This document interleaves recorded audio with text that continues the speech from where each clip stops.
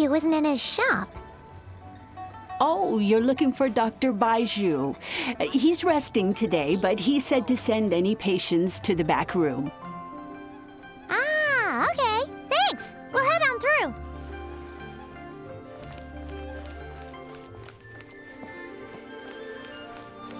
Please, show me your prescription.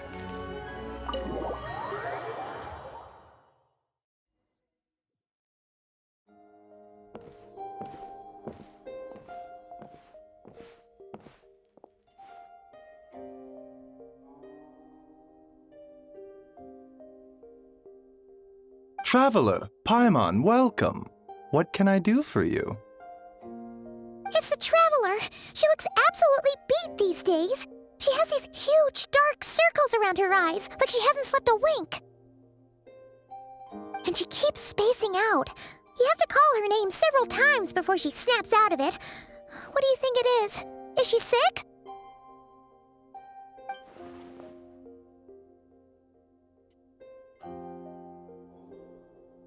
Very peculiar. In all the time we've been acquainted, this is the first time you've come to me with a health complaint. Come, let me take a look at you.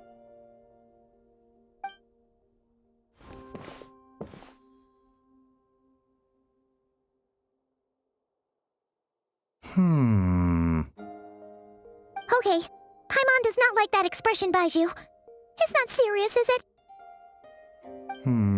Complexion is good, eyes are clear, breathing is steady, pulse is strong. Physically, you appear to be in good condition, Traveler. In theory, your energy level should reflect that. You should be feeling right as rain. Hence my concern. A clean bill of health is usually a good thing, but in this case, it likely means your situation is more complicated.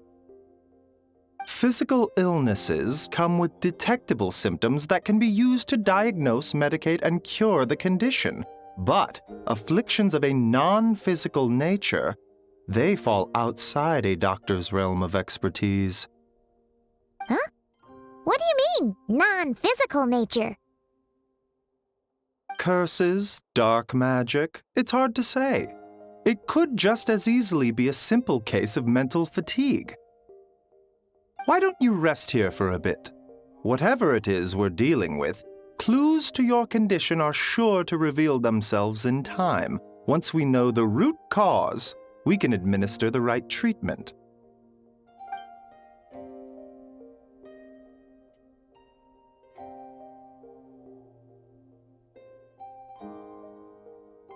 In the meantime, Changsheng and I will review the relevant literature for afflictions that present with mental fatigue.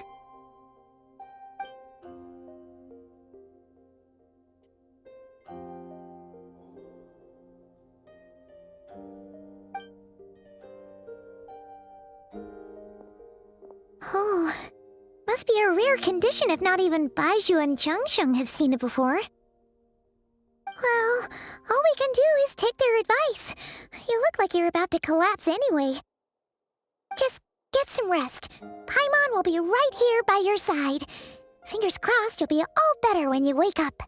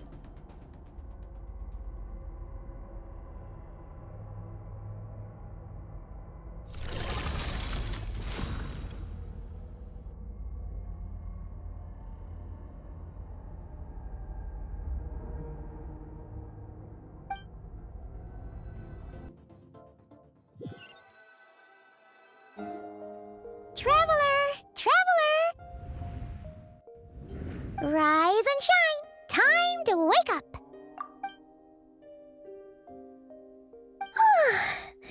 For once, you're making Paimon look like an early riser. It's already afternoon. Hopefully all that sleep did you some good. Feeling any better? A cut? What? Did you scratch yourself in your sleep? All right, let Paimon take a look. Nope, nothing there. Wait, did you have a nightmare? Okay, don't panic. Paimon heard that dreams tell us what we need by showing us the opposite. So, if you had a nightmare, maybe all you need is something to cheer you up. Come on, Paimon will treat you to something yummy.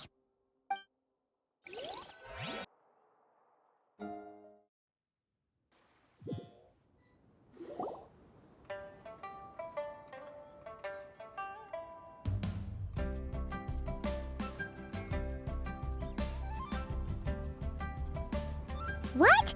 So, in this dream, you were trapped in a weird place with thick fog everywhere, and then a spike came out of nowhere and stabbed you in the back? Oh. Okay, well, that's a new one. Are you sure it was a dream? 'Cause from the way you describe it, it sounds like you were really there. But then again, you woke up right where you went to bed. And you were definitely in a deep sleep this morning.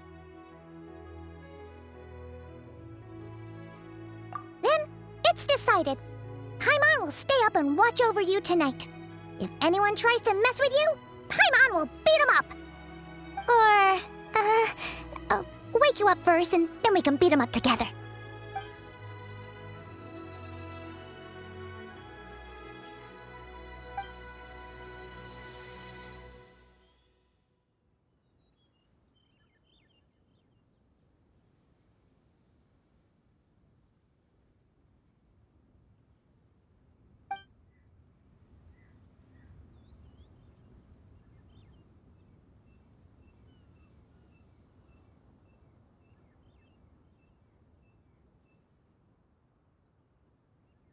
Something is missing? Did you just say something? The flesh remains whole, but the soul is incomplete. Left unresolved, the mind will wither away along with it. Ah! What the? Wait! Paimon remembers you! Your child's master! Skirk? Right! What are you doing here? The last time we saw you was at the Primordial Sea in Fontaine, right? But then we left and never learned where you went after that. Child's been looking everywhere for you, by the way. What brings you to Wanmin Restaurant of all places? You came here looking for us? And were you the one behind that hocus pocus just now? Tell me, what is it that you saw? Tight-lipped, huh? I suppose that's fair. You, I'll take a glass of wine. Hmm? Oh, of course! Coming right up. We make this one in-house. It's not too strong. Enjoy. Chef Mao, I'll take a grilled tiger fish over here. Coming right up. Ah, if I knew we'd be this busy, I wouldn't have approved Shenhe's vacation. At the end of the day, what happens to you is of little consequence to me. I'm not here to try and win you over. Trust me or not, the choice is yours. If you want my help, now's the time to speak up. You have until I finish my drink. I was investigating an abyssal disturbance in the area and happened to notice you. Part of your soul is damaged, and the wound bears traces of abyssal corrosion. Need I say more? Neither of those things sound good.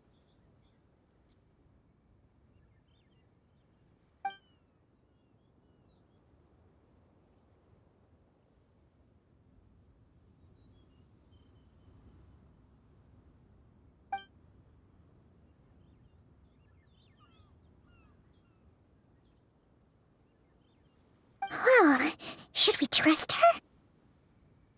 She mentioned an abyssal disturbance. Maybe that has something to do with what's going on with you. But we could always find a different expert on the abyss to help us out. Yeah, and that thing she said about your soul being damaged is scaring, Paimon. Definitely something we should fix sooner rather than later. Skirk's an interesting one, that's for sure. But from what Child's told us, she doesn't seem evil, at least. 1, 2, 7, 10. That'll do. Well, have you made up your mind?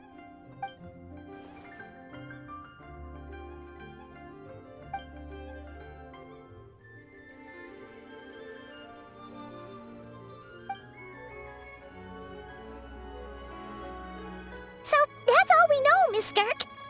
Ma'am, can you help us? So, you couldn't disperse the fog. I understand. Come find me in the Guili Plains when you're done here. Oh, and I left cash for the drink on the table. Settle the bill for me, will you? Oh, okay. Huh? She disappeared!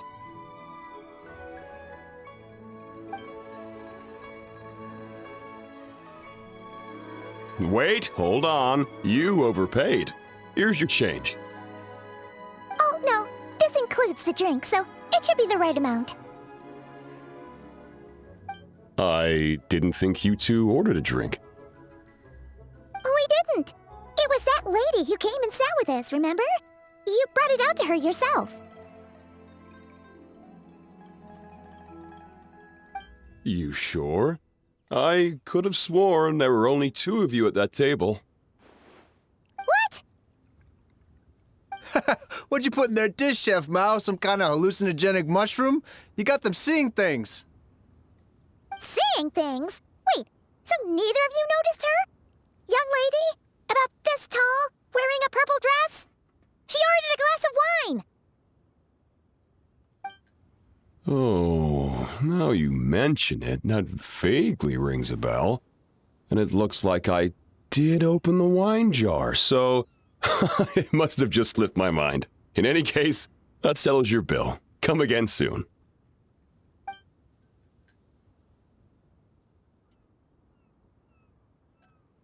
Coming! Okay, what was going on there? It's like they didn't remember Skirk being there at all. Even Paimon was half convinced we hallucinated the whole thing. But that Mora she left for us was definitely real. Oh, this whole situation is giving Paimon the creeps. But anyway, she told us to head to the Guili Plains, right? Let's not keep her waiting.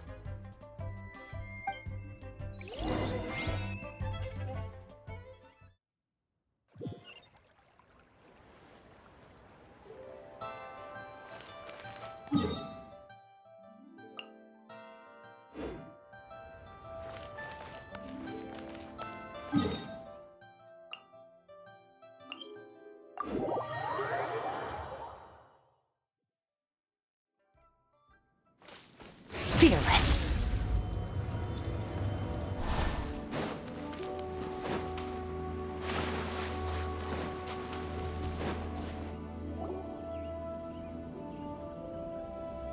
Whoa, what are all these rift hounds doing here?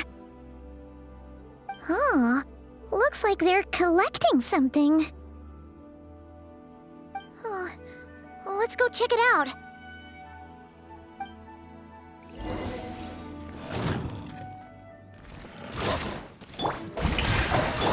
A little transfiguration. Extinguished. Yeah.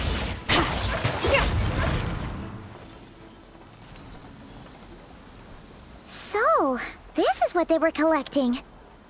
It looks kind of like... Yeah. What is going on here? From the moment they are born, all beings with great power have an impact on this world. Even if their body is sundered and their soul extinguished, their influence remains. Gods are the most common example of that. The remnants of gods who fell thousands of years ago remain buried deep within the earth, carrying within them a warped will and a dark curse. Together, these remnants form what you call god remains, and it appears that some of those sealed here were dug up and removed. There are traces left, but they're fading fast. What are you doing? Nothing! Just wanted to make sure you were, real? She's definitely not a ghost traveler. Paimon poked her, and she's solid.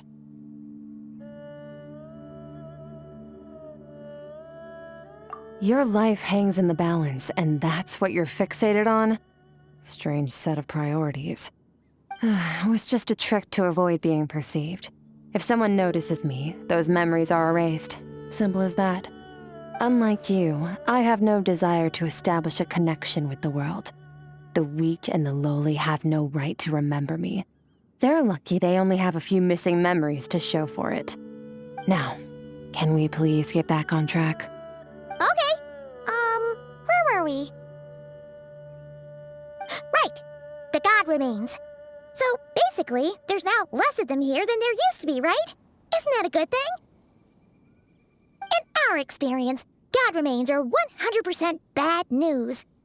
A lot of terrible things have happened because of them.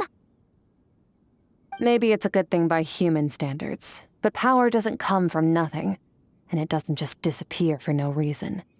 The remains aren't just gone. They were taken. Very clever, traveler.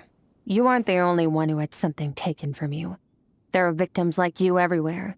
The only difference being, you can speak, and the remains cannot, so it went unnoticed. Something similar happened in Sumeru. Within the span of one night, countless consecrated beasts were slaughtered, and a large amount of the god remains buried in the desert went missing. Of course, god remains are just one of the targets. The culprit is chipping away at sources of power all over this world, including the Stella Fortuna above. Wait, you mean... the stars? 42 of them have died out in the past few months alone. In Conria, people believed that powerful individuals have corresponding Stella Fortuna. Even should that individual fall, their Stella Fortuna would not disappear, but gradually evolve into a new constellation. Yet now, stars are disappearing from the skies entirely, and it's not hard to deduce what's happening to the power they contain. Something has been leeching power from this world like a parasite steals nutrients from a host. And now, it's no longer satisfied with the remains of the dead. It wants you. This time, it only took a fragment of your soul. But next time, there's no telling how far it could go. No one knows. All I know for certain is this. Getting back what you lost will not be easy. Considering how much power this entity has stolen, it must be a god-level being by now at least. But that's not the real concern. Souls are fragile things, and yours could easily be crushed if you go up against it. So you're gonna help us, right? We're going to help each other. You are my ticket to uncovering this thing's true identity. Well, great! You seem super strong, and you know a lot about the Abyss, so Paimon will take it. Don't get all mushy on me. All I'm doing is helping you get back to normal after a sudden crisis. And I should warn you, getting mixed up with me can have unforeseen consequences. We're on very different journeys. You don't want to be in my debt, trust me. You help me uncover the truth behind this entity, and I'll help you recover what you lost. This is a transaction, that's all. You would do well to remember that. Now, come along. Yeesh! You'd think she'd be a little friendlier since she's agreed to help us. But nope, she's just like when we met her in the primordial sea. So cold. Well, whatever. If that's how it's gonna be, then she doesn't deserve our friendship. What she does deserve is a super embarrassing nickname. Ah, Paimon's got it. Frosty the Lavender Melon. Serves that Ice Queen right. Anyway, the important thing is that we get that piece of your soul back. So, let's follow her and see what sort of plan she's got.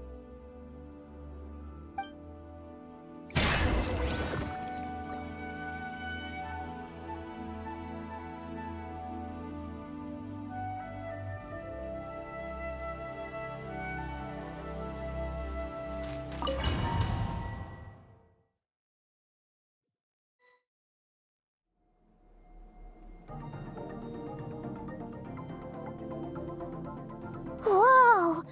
This place is way bigger than Paimon expected. Where are we? This is where I live. I suppose it's the closest thing I have to a home here. It is. I brought you here because time flows differently in this place.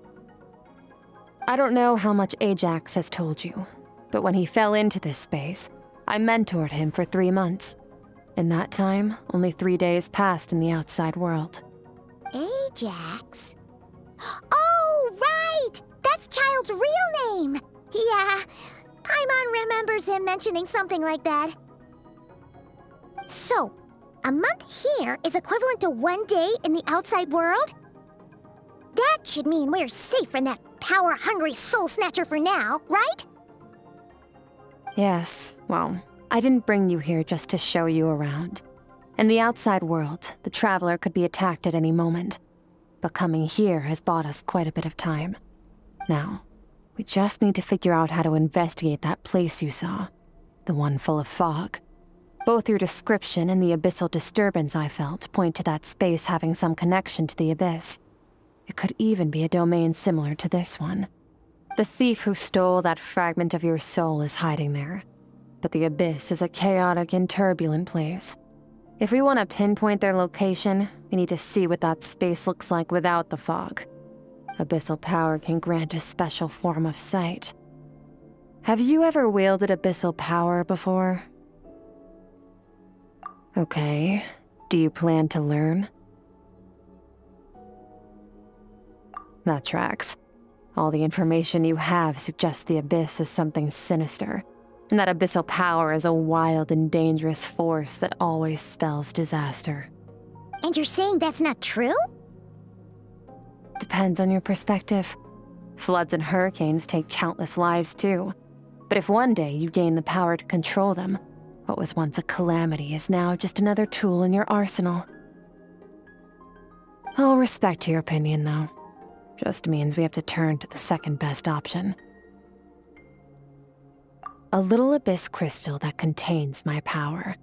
Wear it on your head, and we'll be able to perform dream mirroring when we fall asleep. Dream mirroring? It means experiencing whatever the other person is dreaming. Everything they see, think, and feel. Since you haven't studied the art of using abyssal power, and have no plans to jump in the deep end right now, I'll have to do the investigating for you. With dream mirroring, every time you slip into a deep sleep, I'll see with my own eyes whatever scene plays out in your mind. Then, I can guide you through the dream environment, and we'll take back what was stolen from you. Huh. You make it sound so simple.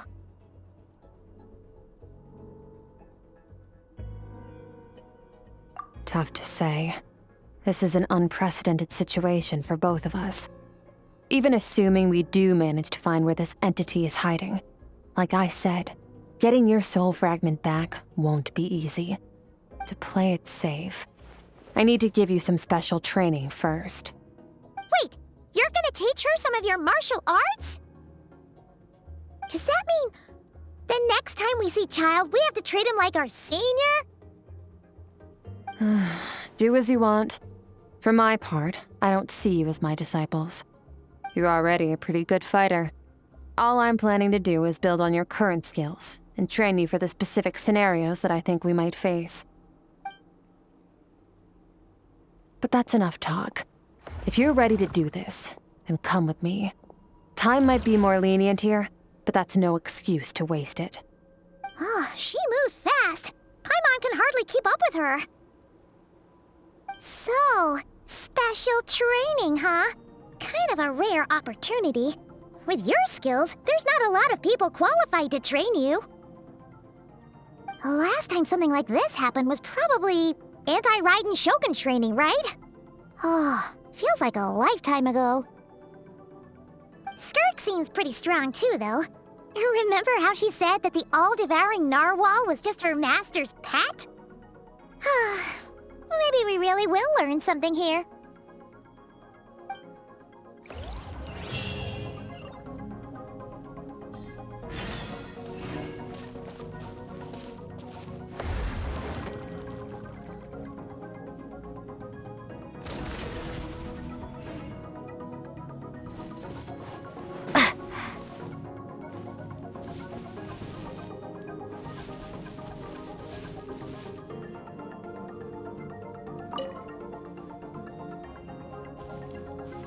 Ready? Bring it on! Your training will be split into 3 stages. Testing your blade work, elemental abilities, and reasoning skills. We'll start with blade work. You're no rookie in this area, so I won't bore you with the basics. During your long journey, you've no doubt sparred with a lot of talented sword fighters. Consciously or not, you'll have picked up all kinds of techniques from them. You bet! There's Kaya, Master Jean, Kuching. Oh, and Kazuha, Ayaka. Yeah, we've met sword masters like you in every nation we've been through. You sparred with a bunch of them too, right? Nice to know it's all gonna come in handy now. Don't get too smug. In sword fighting, techniques alone are not enough. You need a cohesive system to bring it all together. A style or school of fighting. To use the human body as an analogy, your style is your skeleton, the foundation, the framework. Techniques are the muscles and other flesh attached to the bones. This is where your strength comes from. Improving your sword fighting is like growing that body. If your frame got bigger and taller, but you didn't add any muscle mass, you'd be weak and flimsy. Then again, if you packed on pounds of flesh without a big enough frame to support it, you'd end up bloated and unwieldy. You need to do some introspection. Take a good, hard look at your past experiences and figure out which parts of what you've learned are just techniques, and which parts can be used to form your own system of blade work. Only then will you get the full utility out of all your thoughts and observations along the way. Only then will every strike you deliver make perfect sense. Wait, is that it? Paimon thought you were gonna teach her some cool new moves. Like when you went swoosh and opened a tunnel to another place. One day, you'll reach a new level of power where you realize that even that's as basic a trick as any other. But right now, our sword styles are so wildly different that teaching you mere techniques is pointless. There are no shortcuts in the pursuit of power. Failure is your best teacher, and rigor is your coursework. That's all I have to say. Time to make a start. Train until you're satisfied with yourself. Now focus. Destroy the crystal columns as swiftly as you can.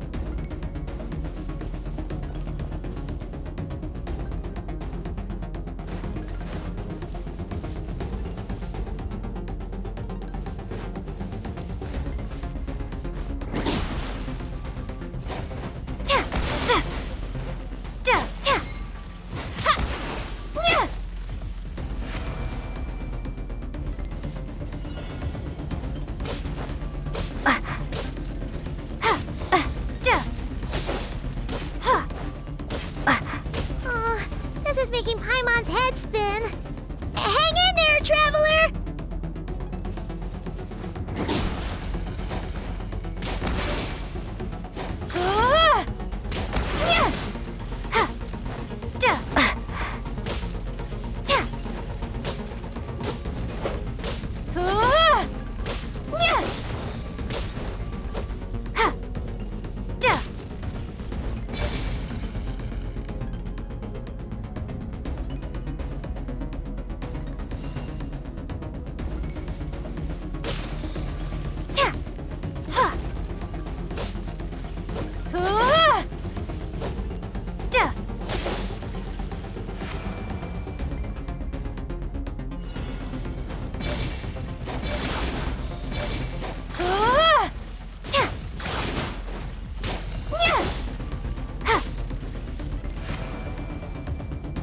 Stay calm. Use your head. You have to keep it together.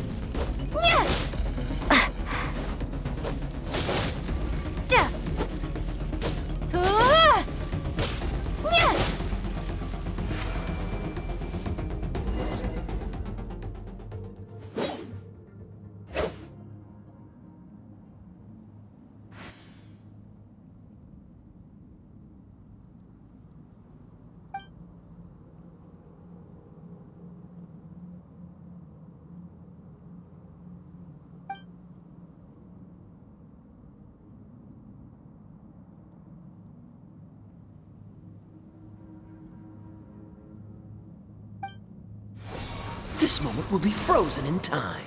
Cut to the chase. Consider a moment of true mastery that you've witnessed in another person, and ask yourself, what lies beneath the surface? What's their guiding philosophy? What's their state of mind as they maneuver their weapon? Now take that and practice it right away with speed, skill, and strength, over and over, until your hand is one with your mind. This is the only path to true growth. Step on up. Dance with the waves.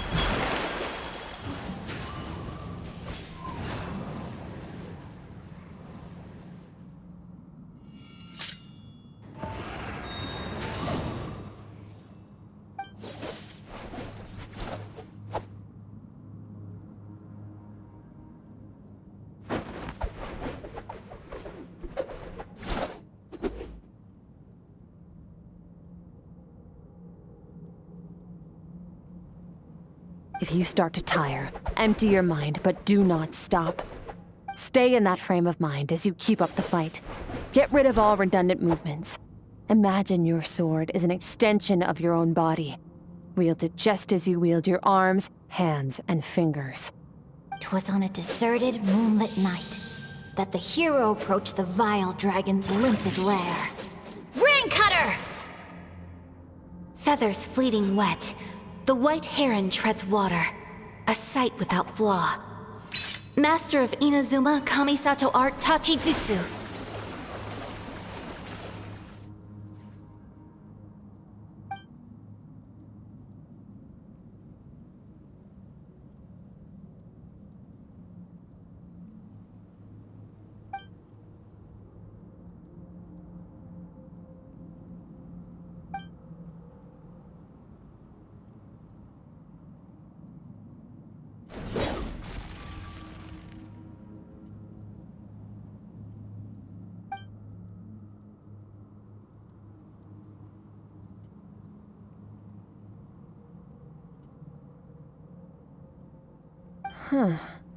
Looks like you've made some real progress. That concludes your training session. Awesome! Paimon knew you could do it! How do you feel? As you should be. Time flies when you're training hard. You've actually been going for several days now with no rest. Yeah, meanwhile Paimon's had a whole bunch of naps. But you were so focused, she didn't want to interrupt you. Go get some sleep. I'll be doing the same very soon. Let's hope you see that foggy place in your dream, so I can get this investigation over and done with.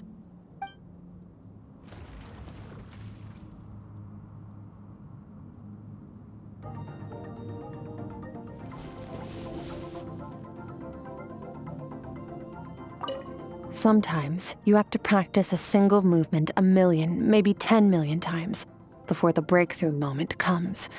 Nothing in the outside world can help you in this process. The most important thing is to remain patient.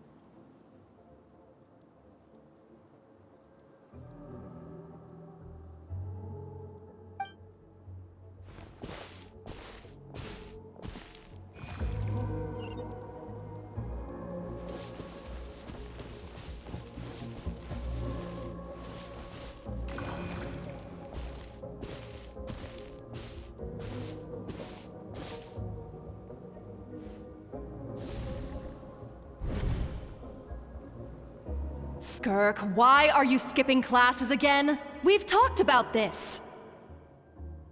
'Cause he's a crabby old man, and he's a boring old man. I don't like going to his classes.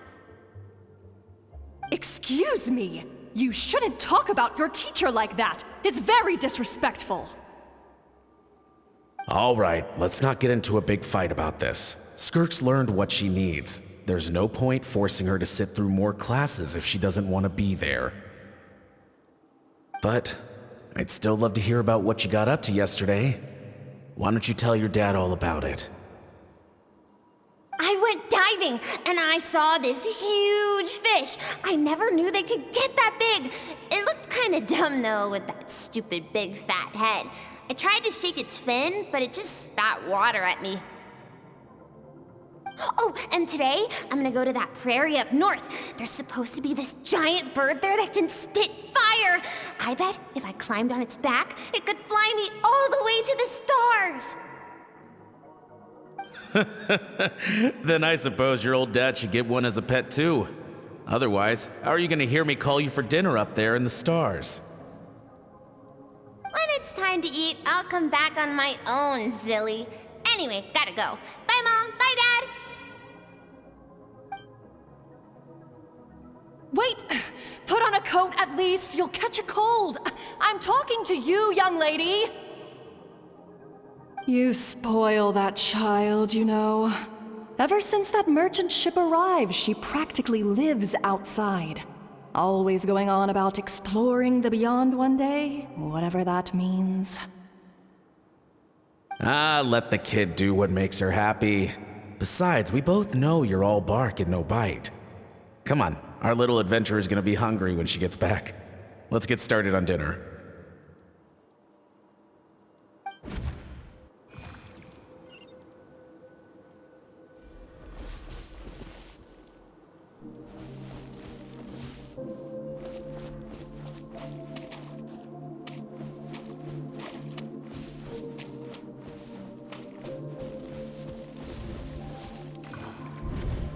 The stars shimmer high above. But what lies beyond the stars? Mountains as far as the eye can see? An endless snowy plain? Or maybe buildings taller than the sky, like the people from the merchant ship said? I can't be the only one asking these questions. The universe is fascinating. If only I could meet some other people like me. We could set sail together and explore every corner of the world. I'm sick of being a kid. There's so many amazing things out there, and I'm ready to see them all. But for now, I'm starving. Better get back.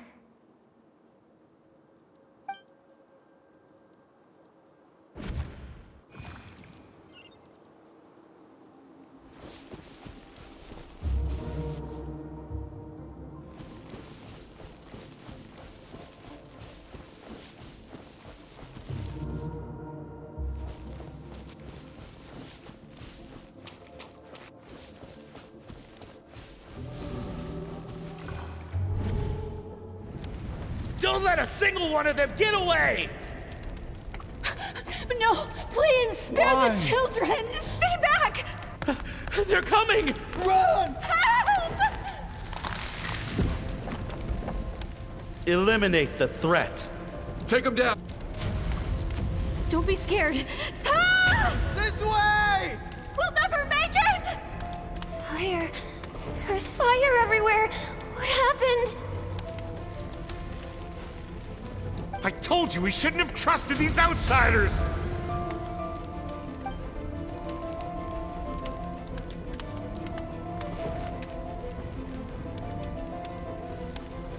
Why are you doing this? What did we do to deserve this? We welcomed you with our finest food and drink, showed you the best our home has to offer, gifted you cloth dyed by our own hands. And this is how you treat us? Run! Save yourselves! Captain, Zone 3 is clear and we have Zone 2 surrounded. Begin extermination. Remember the orders from upper command. No one is to be left alive.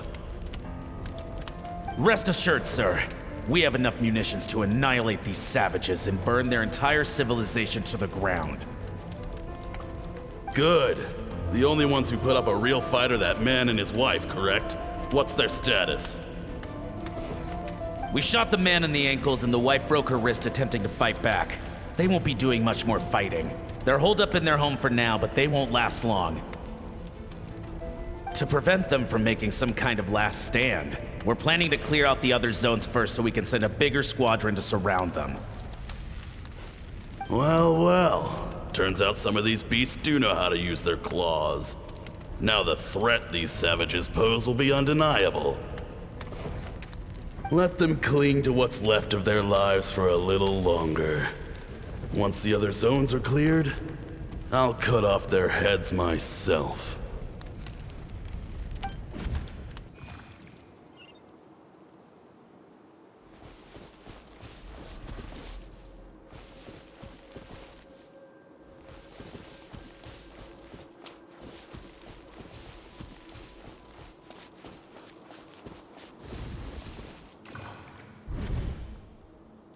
Dad? Mom? Skirk, you're all right? Thank heavens. I'm so happy to see you, sweet girl. But you need to go. It isn't safe here. They'll be back any second. What happened? You're bleeding a lot. Dad? Mom?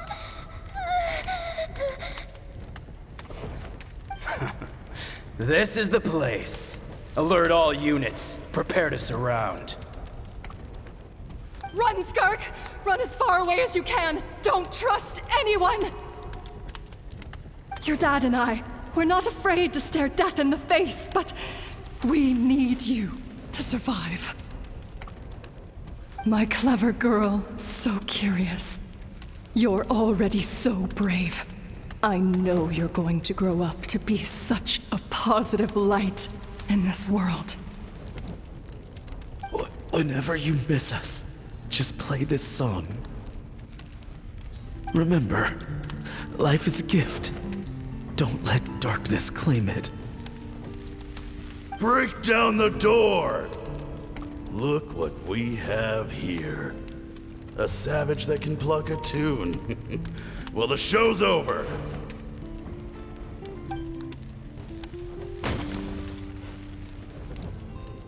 You! Stop singing! Shut it! I said shut it or I'll make you! Fine. Have it your way!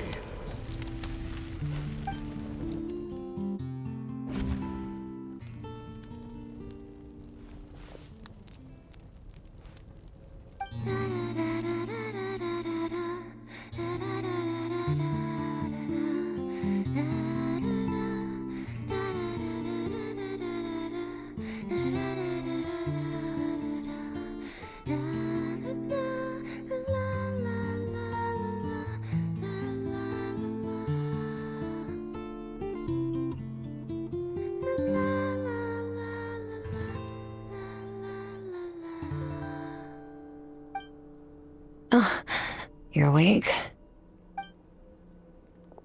I found a few clues while you were asleep, but it's only a start. Now, time for the second stage of your training. This time, the focus is elemental energy. Come find me when you're ready to begin.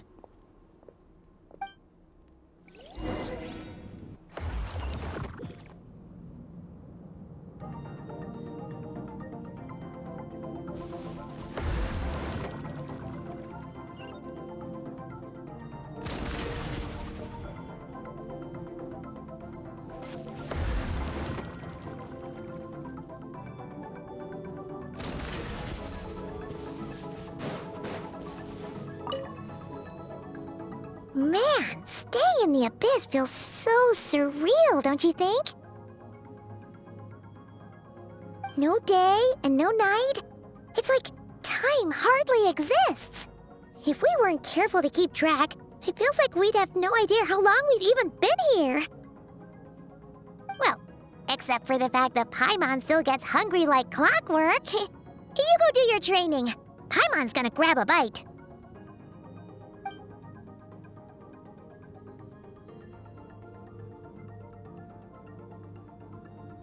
The way I see it, the pursuit of power is divided into 3 stages.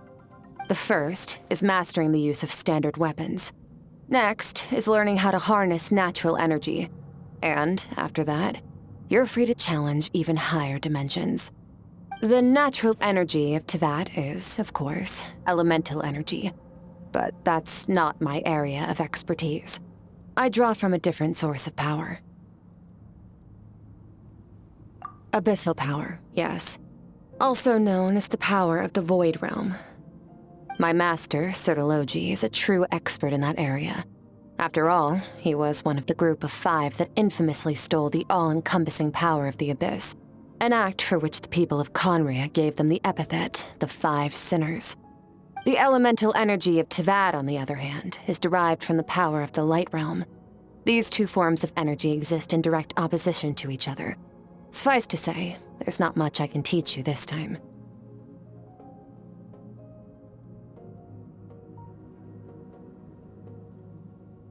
A keen observation, traveler.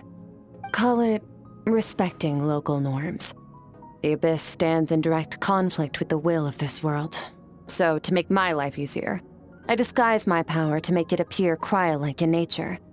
It's a technique I learned from some Conrian ruins, known as the 7 Shifting Serpent.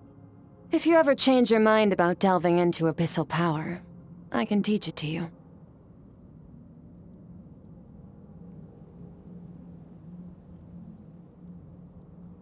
So I've heard. You seem to have a knack for removing abyssal power. But is purification really what's going on there? Like I said, power does not simply disappear. Just thinking out loud. Let's focus on your elemental training. That's what's gonna help us if the situation gets tricky. True growth comes from adversity, but only if you make the choice to pick yourself up again every time you fall. So, it's time to push yourself to the limit, and then keep pushing. This is the only way to advance at pace. Use the power of Animo to clear the field as fast as you can! Windblade! Ha! Windblade! Ha!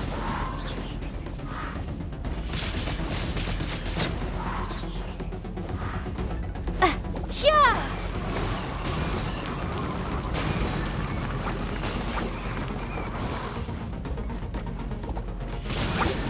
Windblade!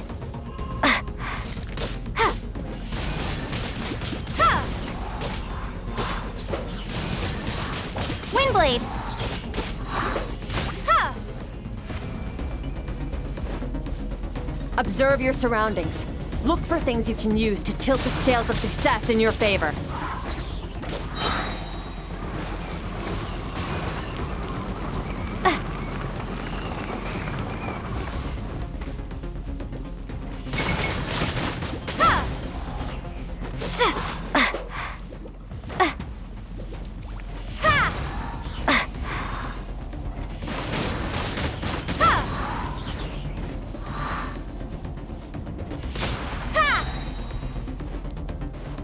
Prepare to be blown away!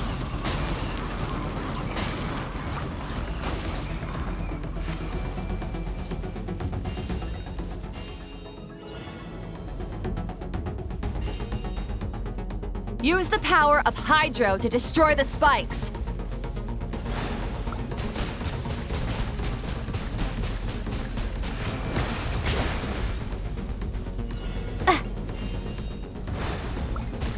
Faster. Don't give them a chance to strike you. You need to be quicker than you were in your dream. You can't afford another injury like that.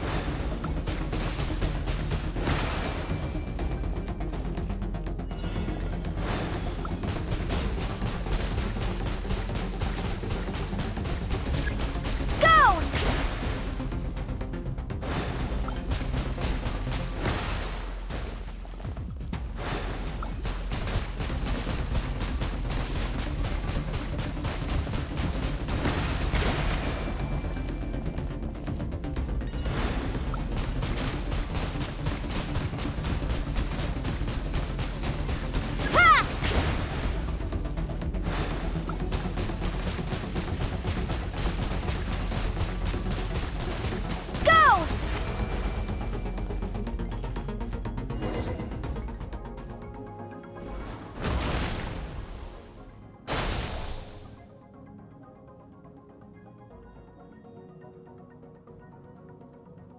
You need to understand what makes you special.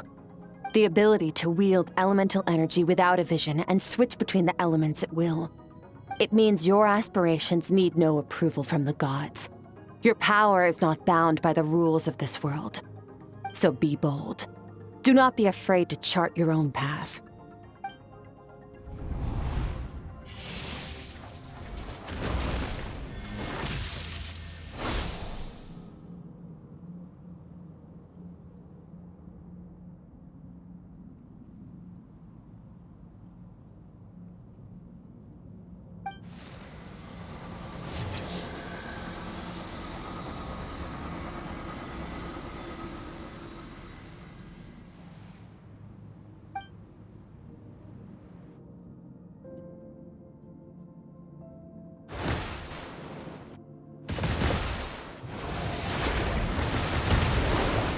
Very good. It seems you've reached a deeper level of connection with the elements. Long enough for you to lose yourself in your training, which is a good sign. Relentless practice with the elements has drained all your strength, but it's also what allowed you to make progress. Get some rest. When you wake up, we'll proceed to the final stage of your training.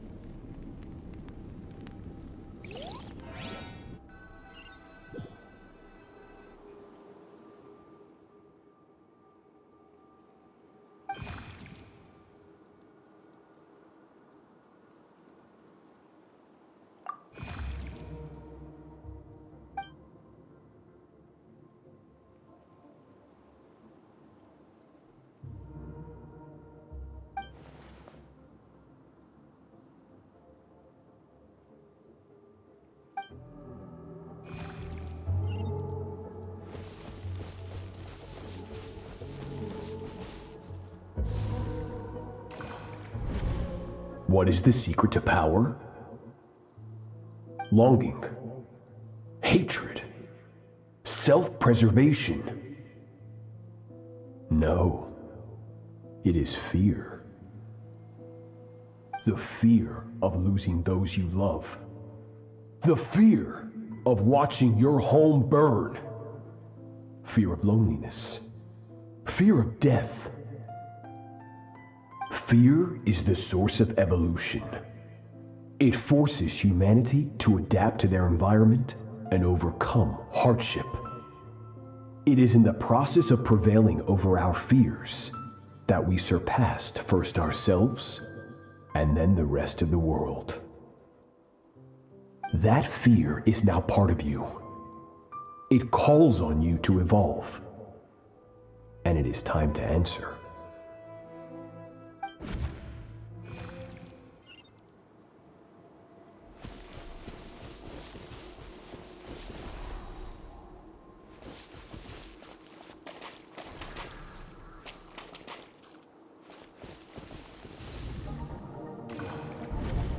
Any minute spent missing home is a minute wasted.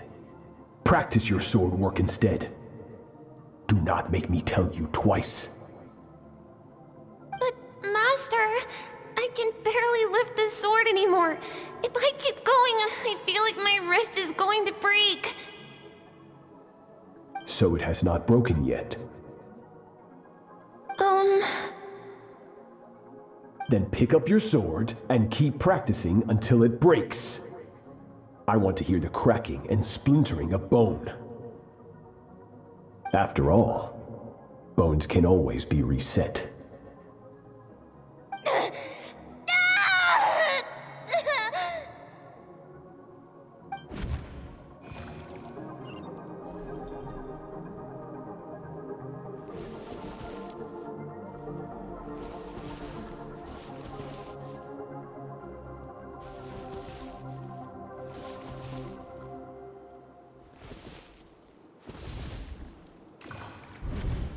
Good, Skirk.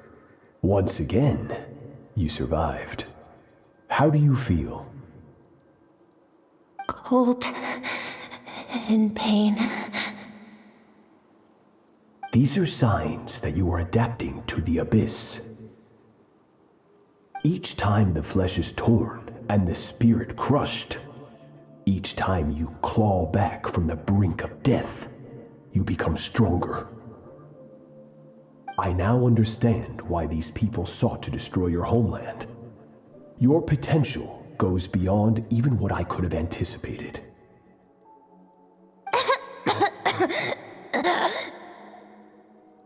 But you still have much to learn in your pursuit of strength. Your mind is rife with distractions. From now on, I shall show no mercy in your training. You must learn to shut out all the pointless emotion, crush the self that makes you weak, and become master over your physical form. Get up, Skirk. Wipe the blood off your face. Cut away the rotten parts of your flesh. And mend what is broken. Then take up your sword.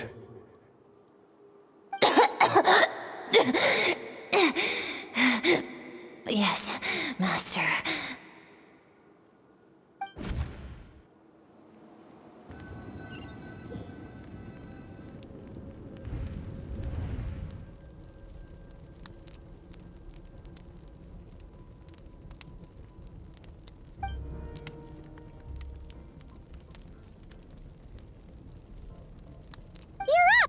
Hopefully you got some good rest. Skirk said to tell you that she's ready to start the final stage of your training whenever you are. So, want to head over now? Or did you want to wait a little?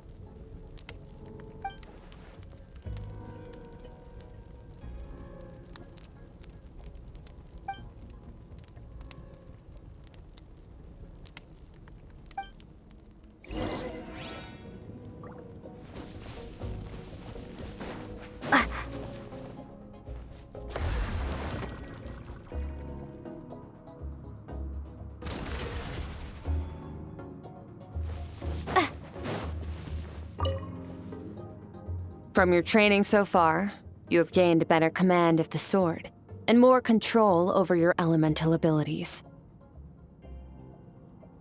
That's only part of it. Experience is the real teacher. Your journey, the friends you have made, the dangers you have faced. These have taught you more than I ever could. Now, it's time to focus on how you react under pressure. You must be able to think rationally, even in unpredictable combat situations. To simulate this, I'm going to attack, and you're going to block. Ready?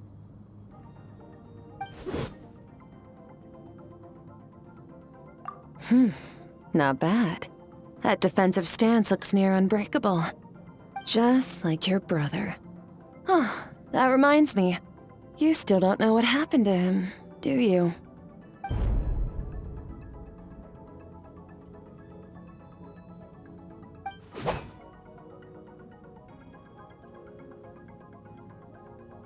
Hey, no fair! That's cheating!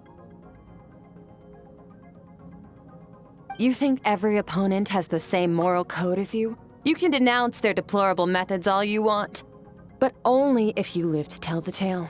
The dead don't get to complain. Strong emotions will always arise in combat. Anxiety, anger, fear. But a true warrior is never at their whim.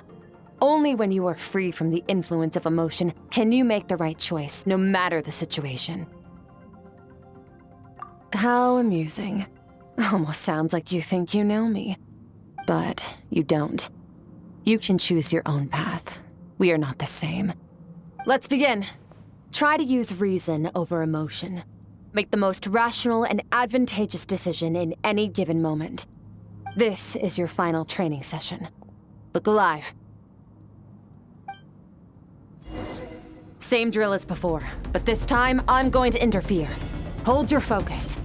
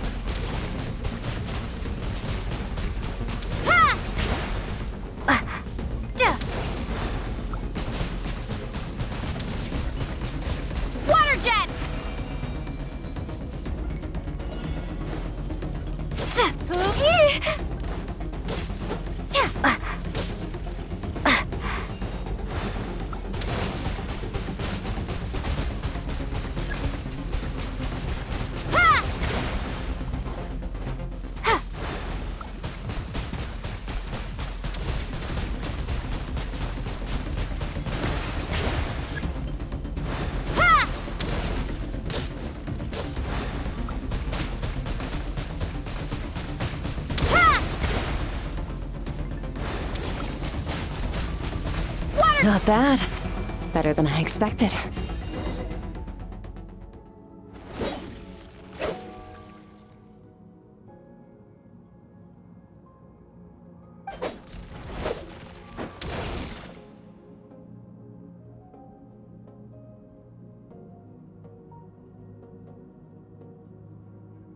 You're getting the hang of it. The first step to controlling your emotions is controlling your mind. You want a unified train of thought. It all comes down to focus.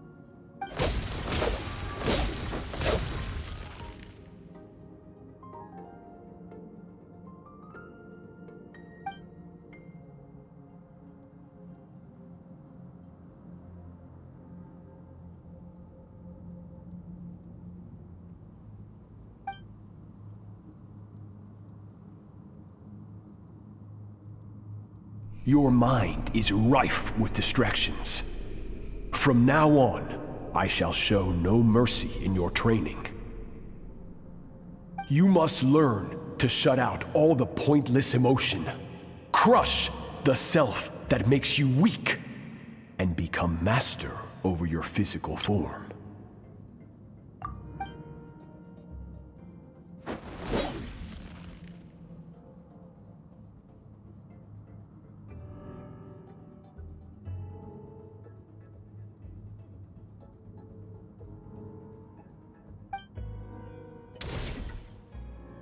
Stop. Let's pause here. One look, and I can tell your mind has wandered. That's to be expected. There's a limit to how long a human being can concentrate on one thing. Staying calm and focused sounds simple in theory, but in practice, it's more demanding than sword work or elemental abilities.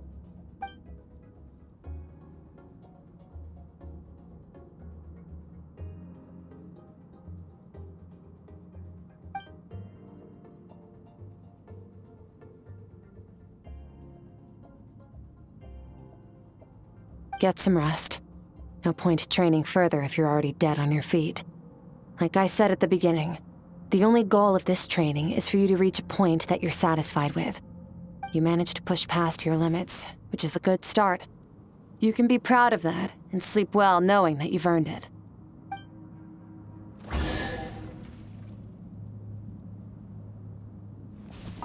Warriors will train day and night to perfect their skills, but when the battle comes, their fate may be decided in a matter of minutes. One mistake, one moment of hesitation, and just like that, all their blood, sweat, and tears were for nothing. You need to push yourself to perfection, or you might not even live to regret it.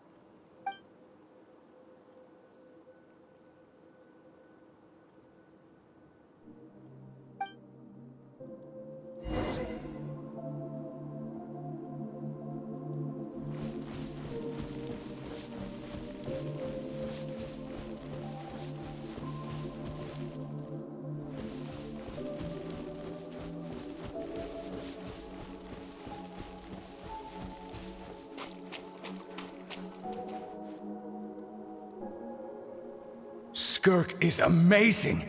She faced down that terrifying giant and cut its head clean off. Oh, she got hurt though, didn't she? I heard it was pretty bad. Yeah, well, that's a given.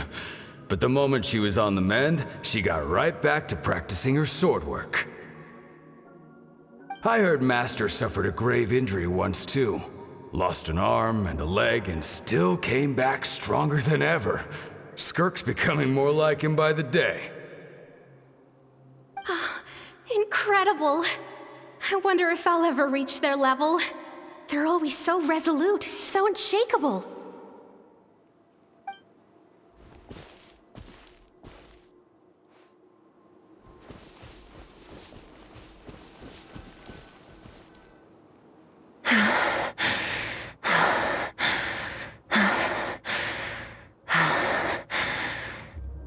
Pathetic. You're not even trying.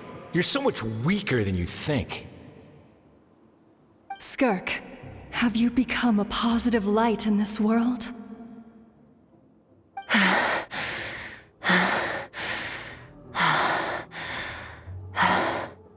Do you even remember how many of us perished in that fire? How many bodies were left to rot on the scorched earth? Yet you alone live on.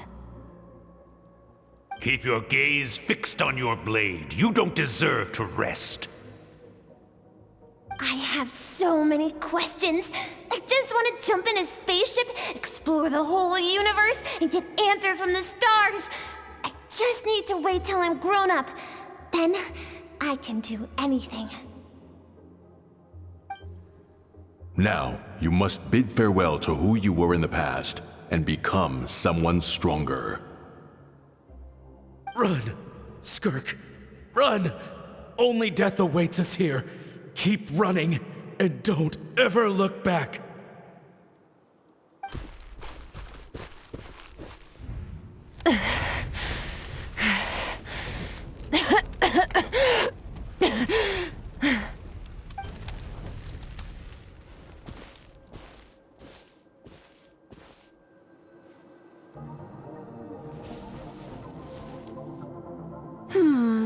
Let's see here.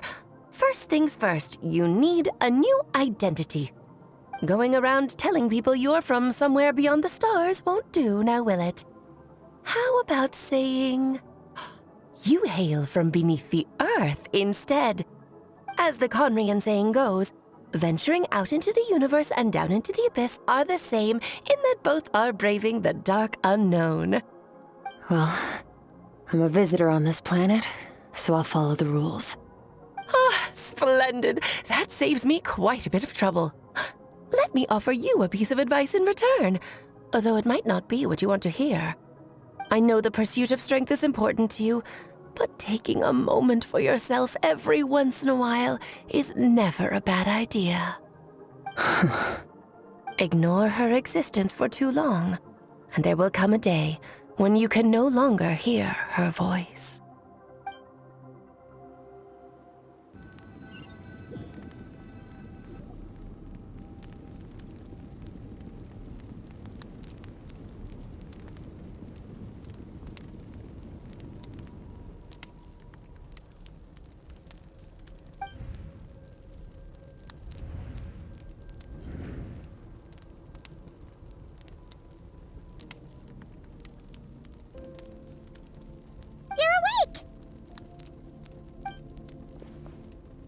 You must be starving, right?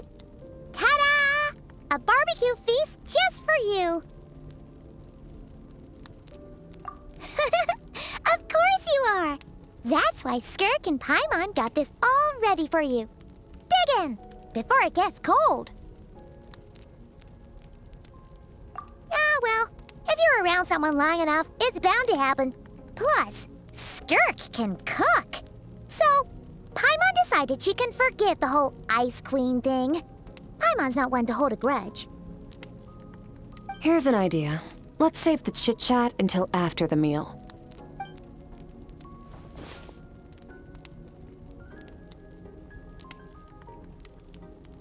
Ugh, so full. Okay, it's Paimon's turn to sleep now. Wake her up when it's time to go.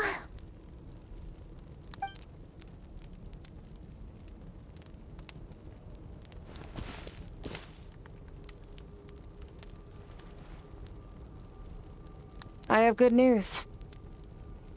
First, your training is complete. You have what it takes to wield immense power. Now it's just a matter of putting it into practice. Continue to learn from your journey and hone your skills against formidable opponents. Second, I've located the culprit we've been searching for. Next, we just need to retrieve the missing part of your soul, and our business will be concluded.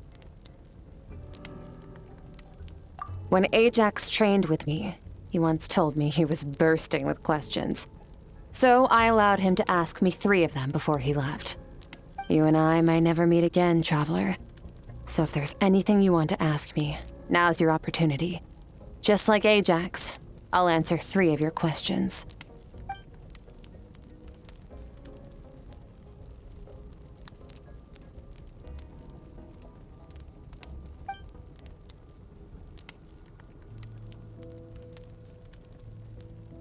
Okay, not the angle I was expecting. What makes you ask that?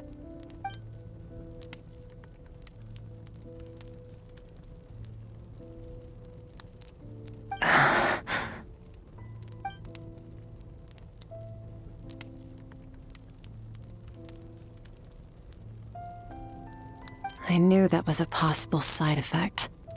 Closed off my mind to you for that exact reason. Even with the dream mirroring, you should have seen nothing but endless darkness.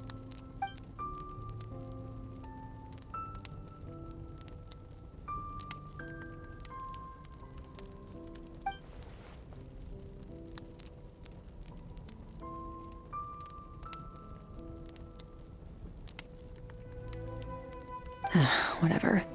Must have been a flaw in my execution. I shouldn't be too surprised. Due to some recent circumstances, my self-control has been lacking as of late. Since you've seen what you've seen, there's no reason to hide the truth. All I ask is that you keep it a secret.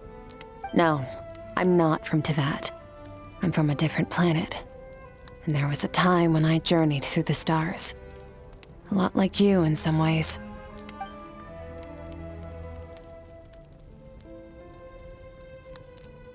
No, we're different in that respect. You're influencing the fate of this world. But me, I'm just passing through.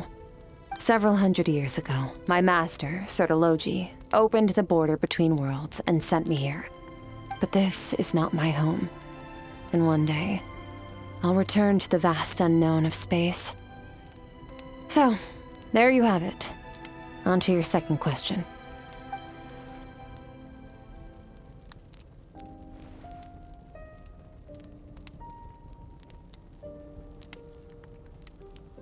To become stronger. For certain reasons, I need to bridge the power gap between me and my master as quickly as possible. But first, I need to understand the source of his strength. To do that, I need to follow in his footsteps, walk the path he once walked, and somewhere along the way, I'll find out how to defeat him.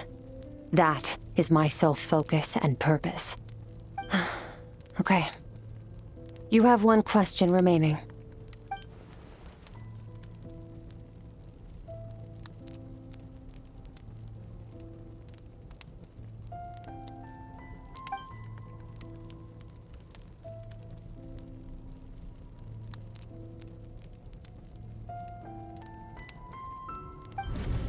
You make it sound so easy.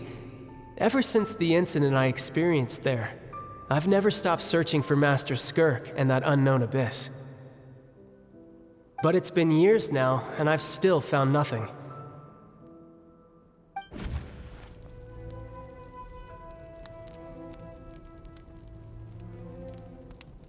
Well, your last question?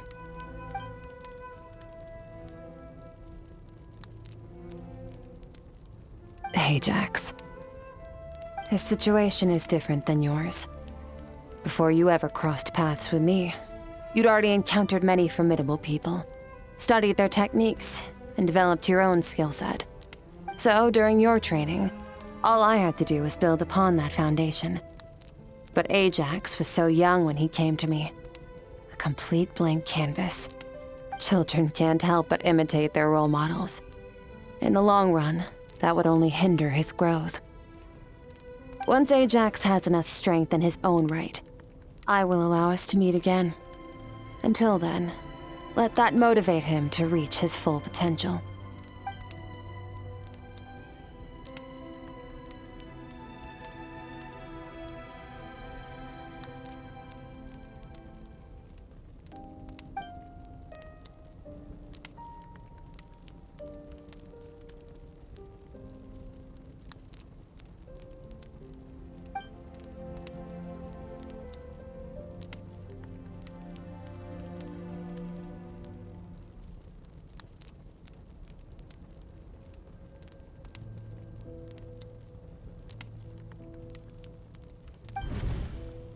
Unlike you, I have no desire to establish a connection with the world.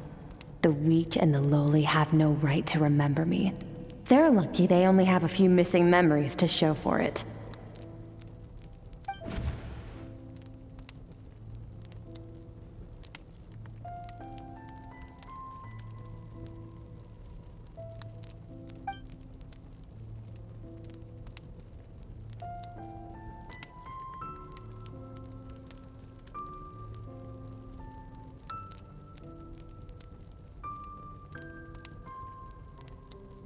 Wake up your companion.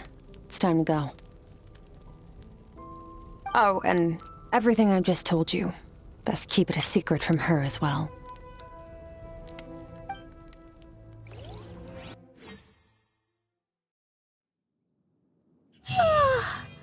Time to go. Oh, finally. Where are we headed? Just follow me. I'll open an abyssal rift close to the culprit's location.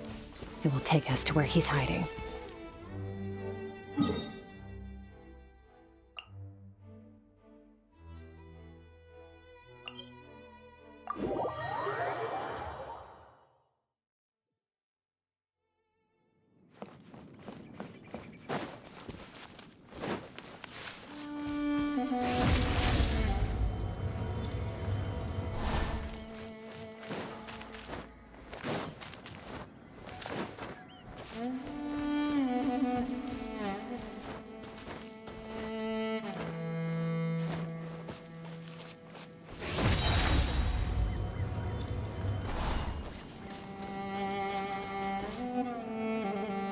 Wait, this is near the chasm, right?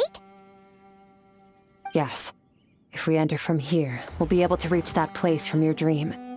You have some experience with abyssal domains by now, but still, this is someone else's territory. Best to proceed with caution. Don't worry, Paimon's an expert at hiding behind other people for safety. Oh, but, that means you need to stay safe, traveler. All right. Remember your training. Time to put it to use.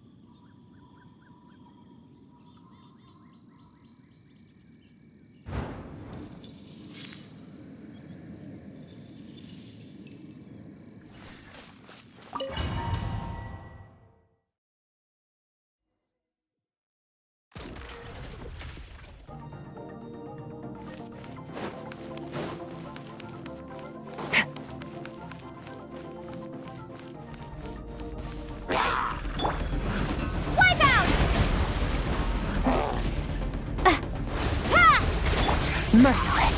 Ha! Another star goes out! Yeah, ha, ha.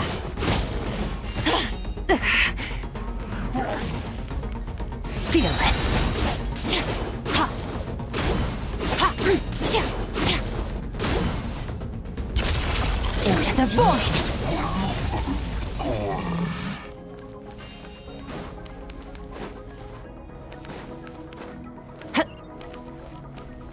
Fearless. Whoa! Look at all these spikes! Careful! Don't get hit! just gonna float behind you. Come on, you got this.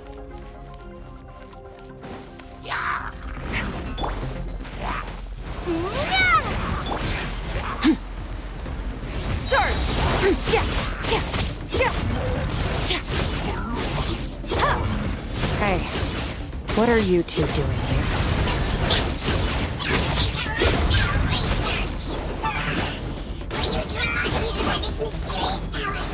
Dusty, like an abandoned house. Let's press on. Fearless. Paradigm shift.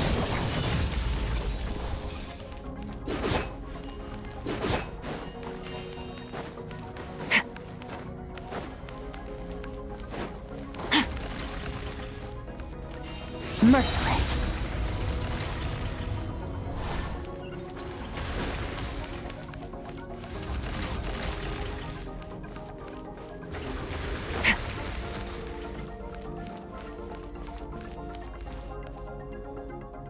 Oh, looks like this is a dead end. Did we make it to his hiding place? Ugh, this fog is making it impossible to see anything! This should be the place where you were attacked, Traveler. The missing part of your soul should be nearby. Can you sense where it is?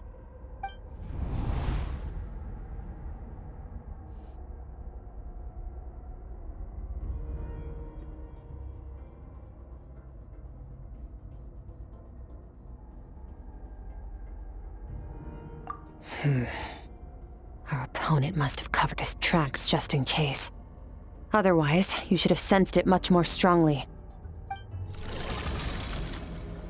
Hold on! Look! The spikes are back! Stay calm. Let's hold back a little. Give our enemy some wiggle room so we can see what we're dealing with. If you're too reckless, we might be playing right into his hands. Our enemy took part of your soul for a reason. It's likely he integrated it into his attack somehow. If we're smart about this, we can track it down.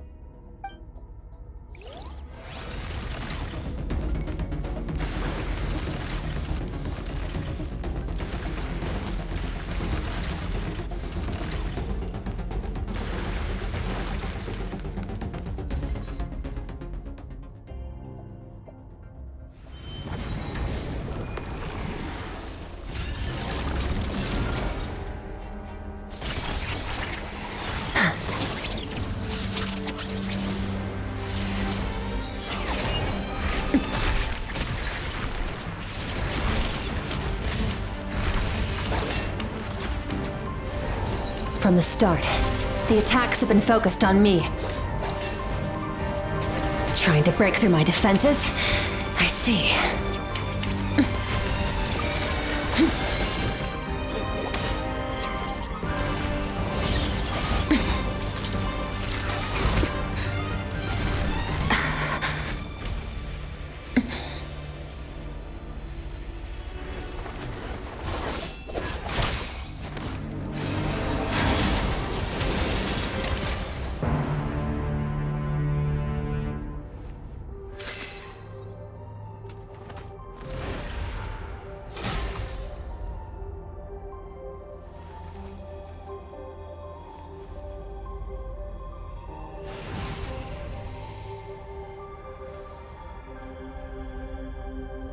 There. I got it back. Traveler! Skirk! What happened? It looked like Skirk just got...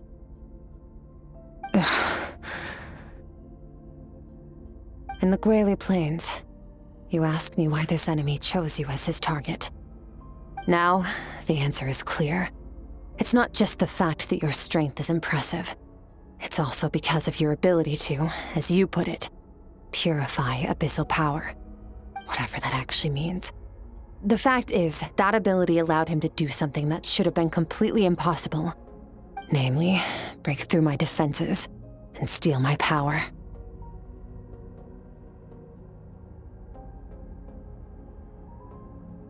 No, he couldn't have known I'd come to his domain. He only stole your soul fragment because he knew the value of its power. I doubt he expected it to come in handy so soon. Call it fate if you want. I believe that's the term they use in this world for arbitrary coincidences like this. In any case, it works to our advantage. Once I realized what he was using that power for, it gave me the chance to get back what you lost. I'll cope. Well, done gorging? Good. Time to answer some questions. How did you get the power of the all-devouring narwhal? The all-devouring narwhal? Oh, of course! Paimon knew that spike thing looked familiar. It looks just like that narwhal's horn! I highly doubt you acquired that power through your own strength. Tell me I'm wrong. You're desperate enough to scour the land for god remains and whatever vestiges of power you can find. That alone proves you wouldn't be able to defeat a creature like that. Which leaves one possibility. You know my master, the Foul, Sertologi. The Foul? Who dares call him Foul? Sertologi.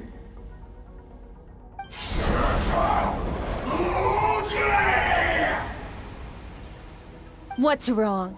Bit off more power than you can chew? You're struggling to hold a basic conversation. Just a little longer. I'm still...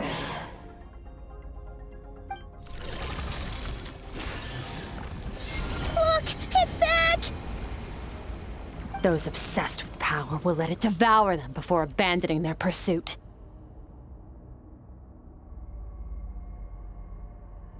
Keep calm and use reason to decide the best course of action.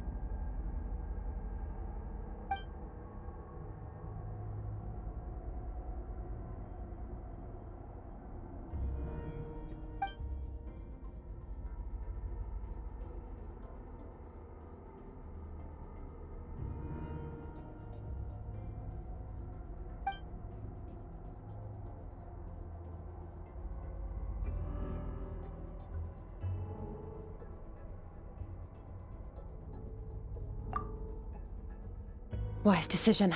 Final victory doesn't always come after a single battle.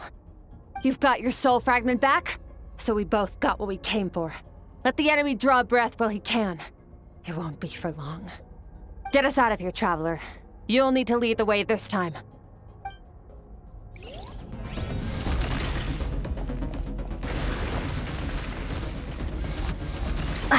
Skirk, is your shoulder gonna be okay? The wound is minor.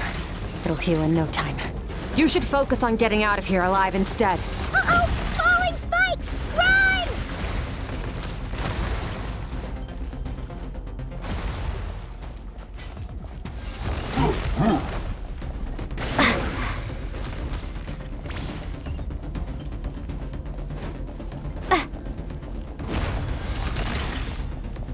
Watch out!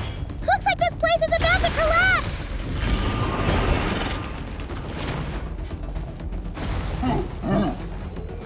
So, this guy's power has something to do with the all-devouring narwhal.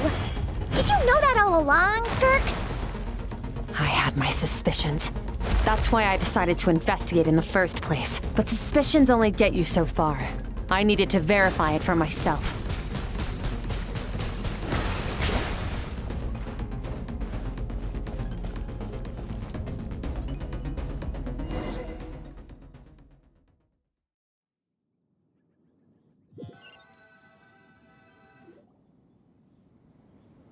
Phew. Oh, we should be safe here, right? I no longer sense his presence. Can't have followed us out of that abyssal domain. Weaklings like him will find that my power is not so easily controlled. He won't be leaving that place until he's managed to digest it.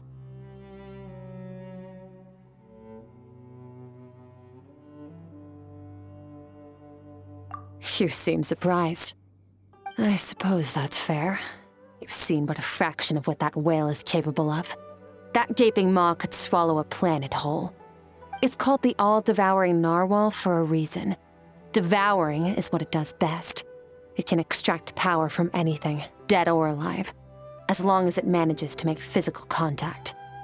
Yeah. When we had our run-in with that thing, Neuvillette mentioned that it has an instinct to devour. Your dragon friend recognized the nature of its abilities and used the power of Hydro to protect you. That worked because it was in a satiated state, so it was somewhat less aggressive than usual. It's a different story when it has no more power to feed off of. That's when its true voracious nature kicks in. It could devour everything on the planet in that state, which is why I cast it into that void space. But I hadn't counted on there being anyone left on this planet capable of wielding its power. To me, that says he must have encountered the whale a long time ago. Meaning, he must have known my master. Exactly. It told me everything I needed to know. Hence why I said we both got what we came for. And I believe that brings our transaction to an end. Now that you're whole again, you can get back to your own journey. I'll handle the rest of this situation myself. No way! We can't leave now! Something was stolen from you because of us! We have to help you get it back! This isn't my first taste of failure or losing power.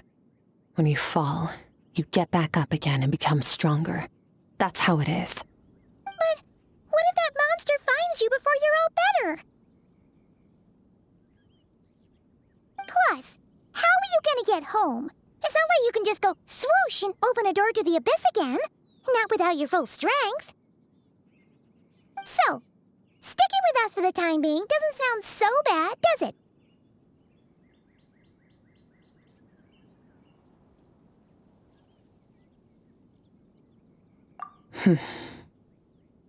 Fair enough. Then take this. What is it? A bag of Mora. Nothing in this world is free. I know that much.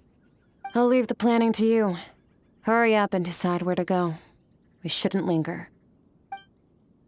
We should take Skirk somewhere she can rest. But where? Paimon gets the feeling Skirk wouldn't like being around a lot of people. Oh wait! Baizhu said we could rest in the back room of the pharmacy, didn't he? Let's head there!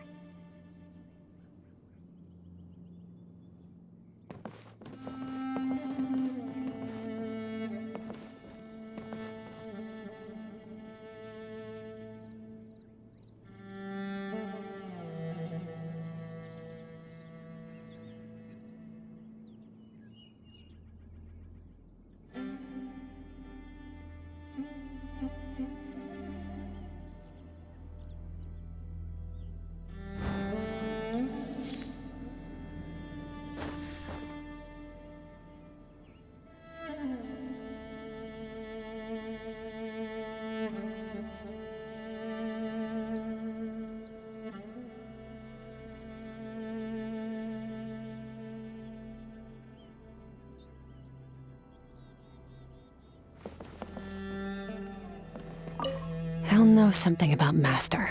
I'm sure of it. Next time, I need to be ready.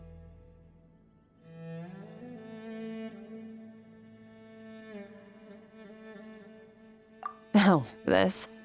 It's a star crystal suit. Abyssal energy is scarce in Tevat. Wearing this helps me access it more freely.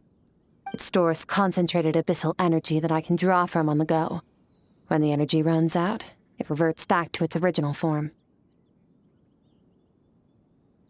Fine. It was just a scratch. It'll take time to recover my strength, of course.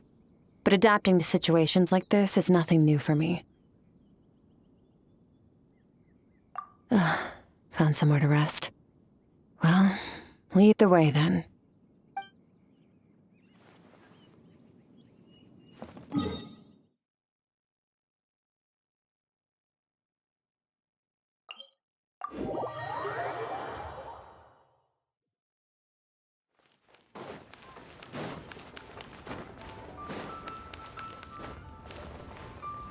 Merciless.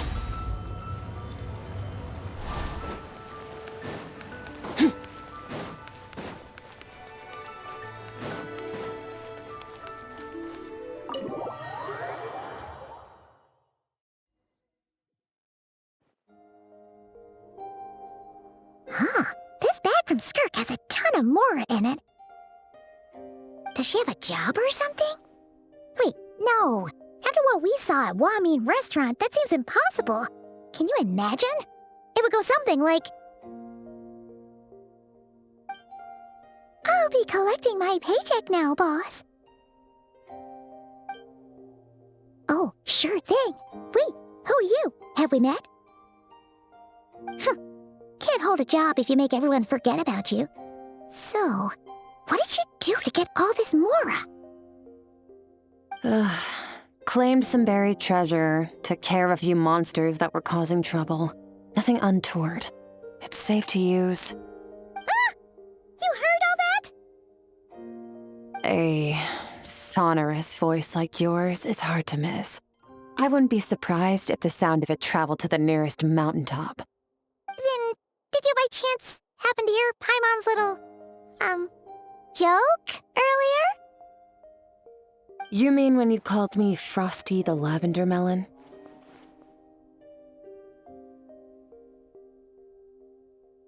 No,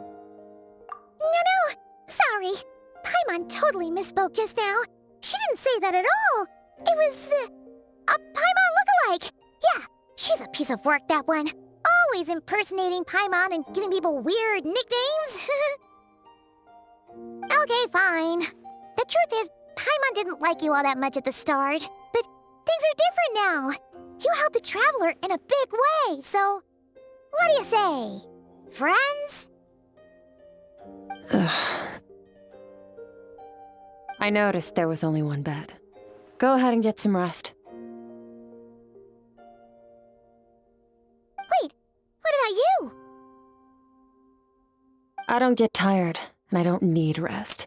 I'm going to practice my sword work. That should help me regain some strength. But your shoulder... Hey, don't just leave! Ah, whatever. Let her tire herself out. She'll come back eventually. Let's get some sleep, Traveler. That comfy bed is calling, Paimon.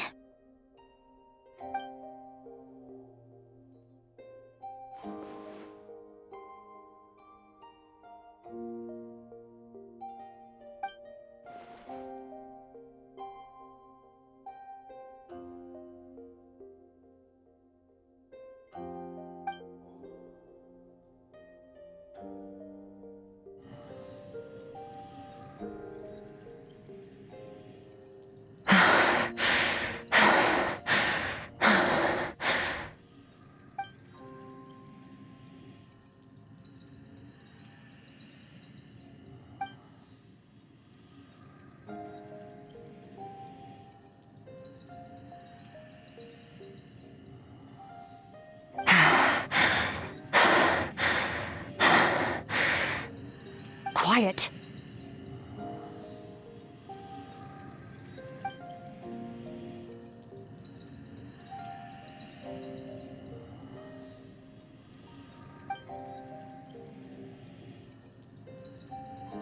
Do you even remember how many of us perished in that fire? How many bodies were left to rot on the scorched earth? Yet you alone live on. Keep your gaze fixed on your blade. You don't deserve to rest. Run, Skirk. Run! Only death awaits us here. Keep running, and don't ever look back.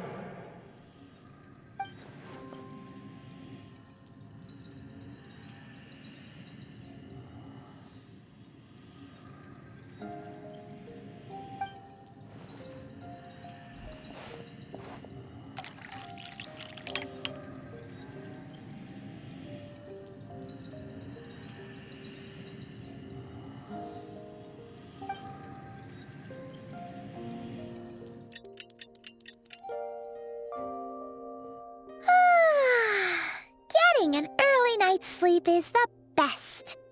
That bed was so comfy. Wait, Skirk? Have you been sitting out here the whole night? The bed's all yours if you want it.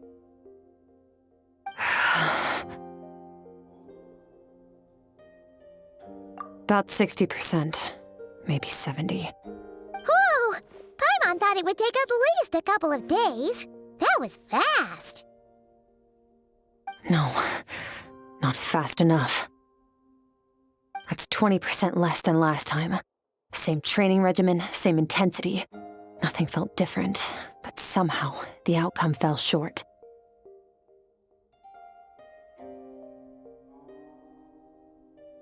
No, I think the problem's with me. I need to meditate for the next 2 days. Deep introspection should help me find the issue. Ooh, sounds intense. We'll watch over you in the meantime, then. Thanks.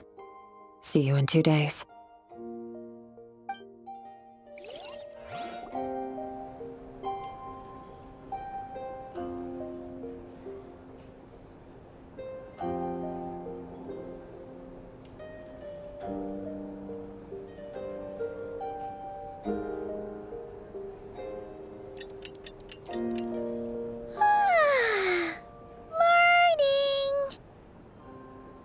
Skirk is still meditating, huh? It's been 2 days already. Shouldn't she be awake by now?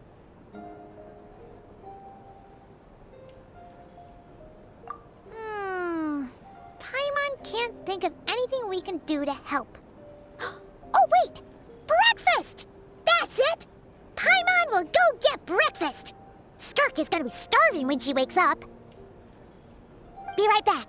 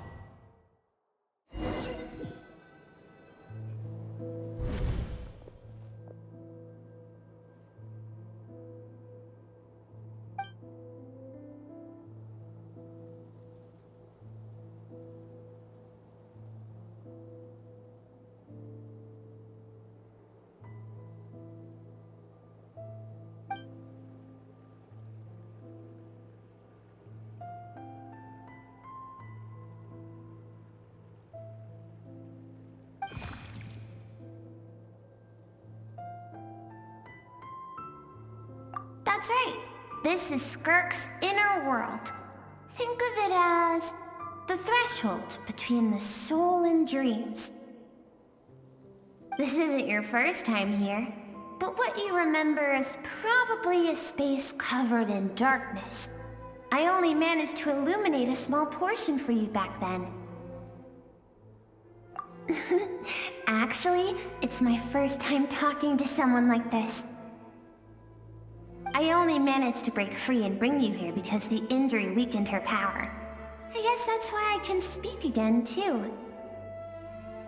Call it fate, if you want.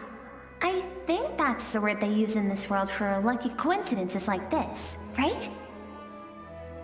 Now, before I take you to her, I gotta ask. You're the first outside visitor to ever come here, so what's your impression of this place? Oh, you noticed. This river represents Skirk's strength. Strength accumulates over time. It is the summation of a person's lived experience. So this river is where all the fragments of Skirk's life should converge into a single stream of memories and emotions, flowing forward as one. But as you can see, this river has been severed numerous times. It's because Skirk doesn't like who she was in the past. And all she sees reflected in the river is a disgraceful shadow of who she was. She cuts through water and rock with the sword of reason, severs her connection with the past, and begins anew.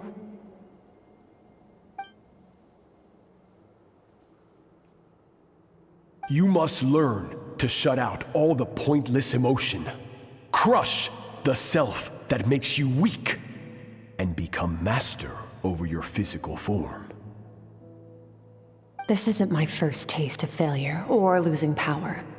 When you fall, you get back up again and become stronger. That's how it is.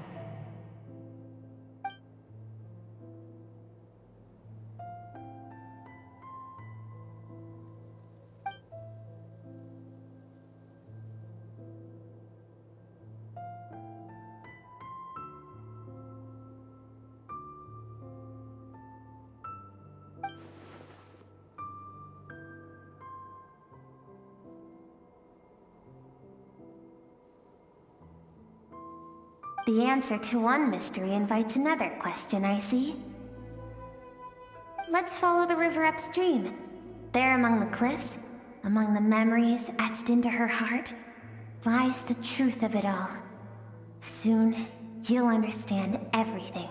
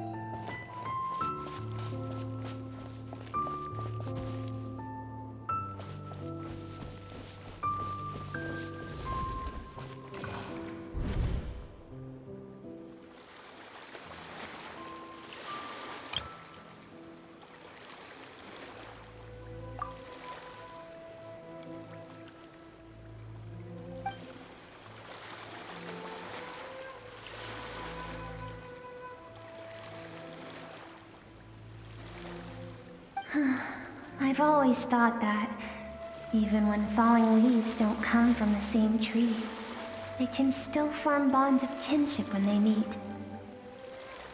Like meteors, you both made a journey through the stars. Both travelers who have landed on a planet that is not your home. Yet, when she first noticed your presence, although she hesitated for a moment, she still chose to walk away. Indifferent as ever.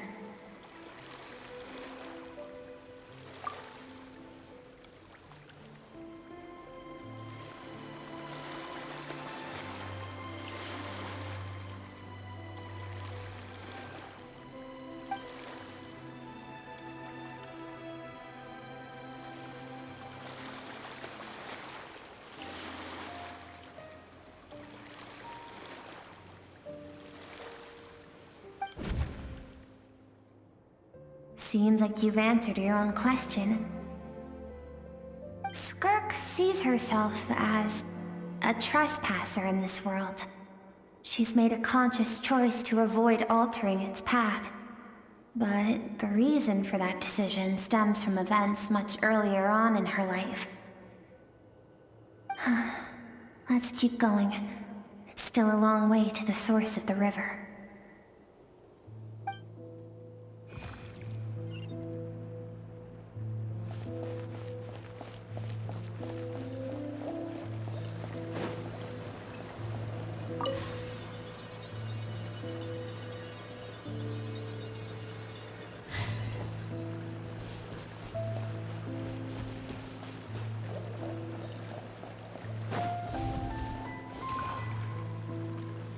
You now have what it takes to wield immense power.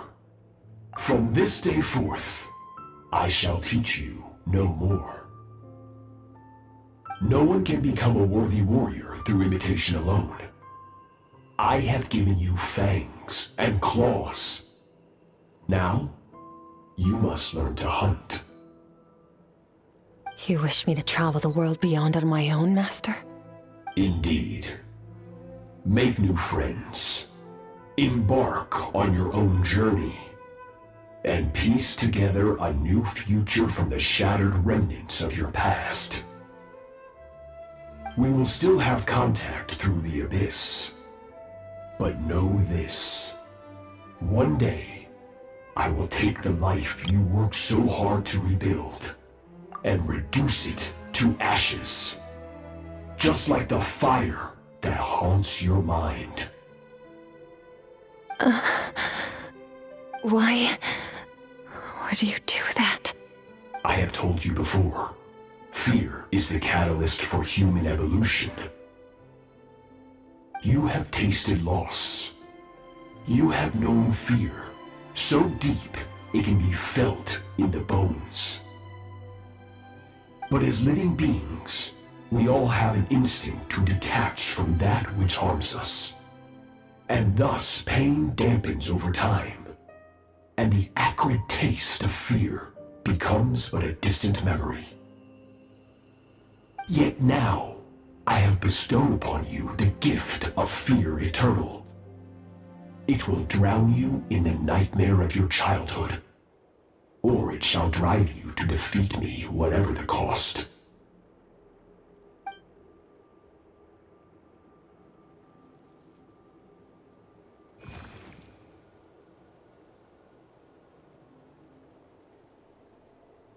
That is what Skirk's master, the foul Sertology, looked like at one point in time.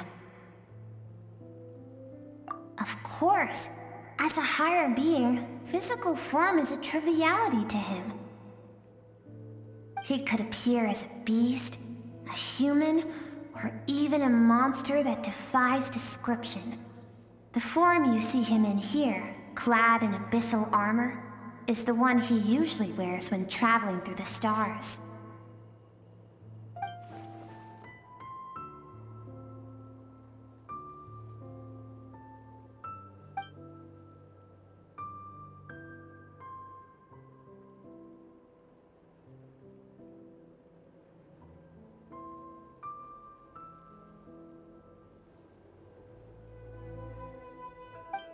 For certain reasons, I need to bridge the power gap between me and my master as quickly as possible.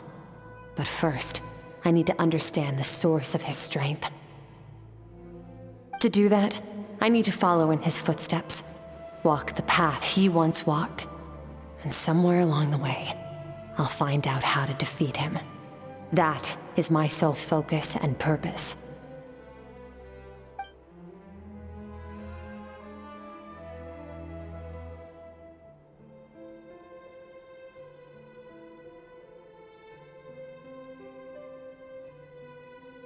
I'll let you in on a little secret. The real Sertology is terrifying. The scope of his power is impossible to understand until you experience it firsthand. It is absolute, the power to crush all things. Shall we keep going? Let's see. We're about halfway there.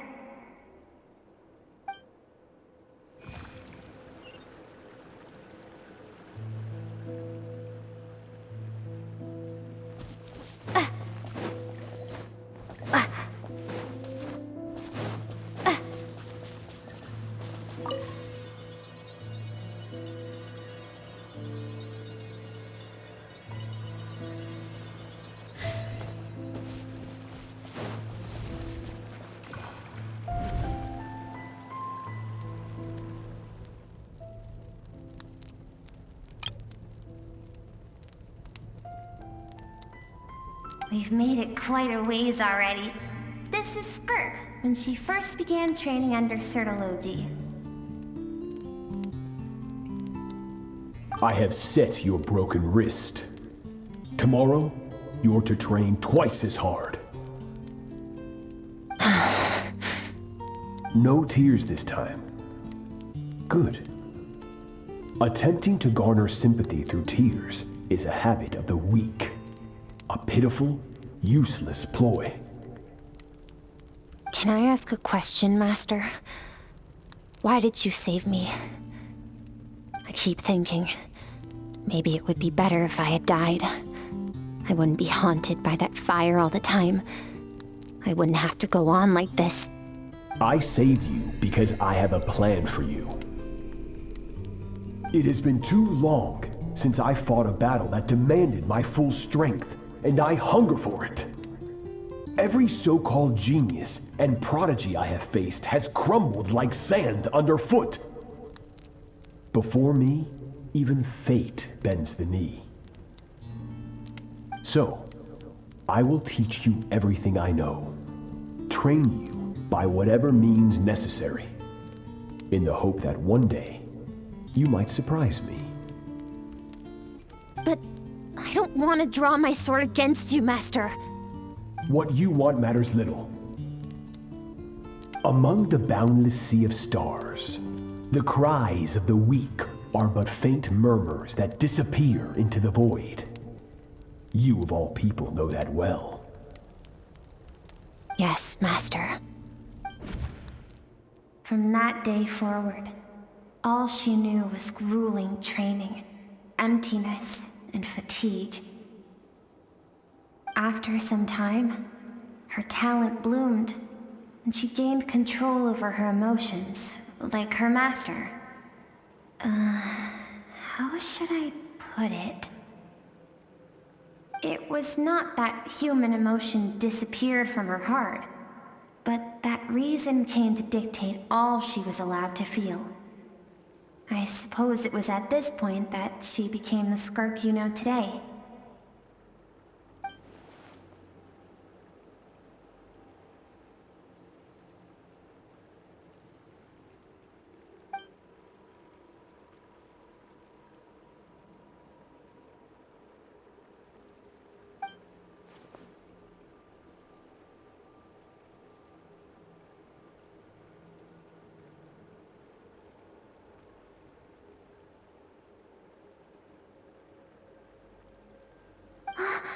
We're nearly there.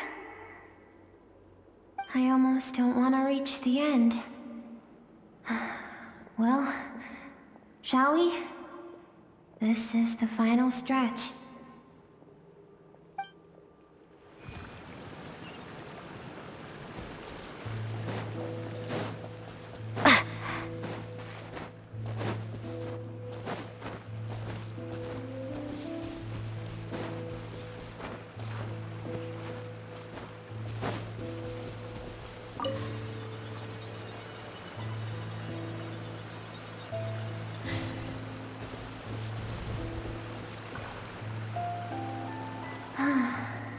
These are Skirk's happiest memories.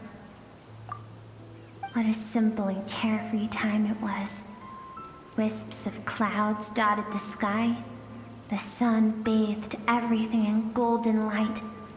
And when song filled the air, not even the shyest of flowers could resist swaying along. This is Skirk's homeland. She was so curious about everything as a child, always skipping school to go exploring instead. There was so much to discover.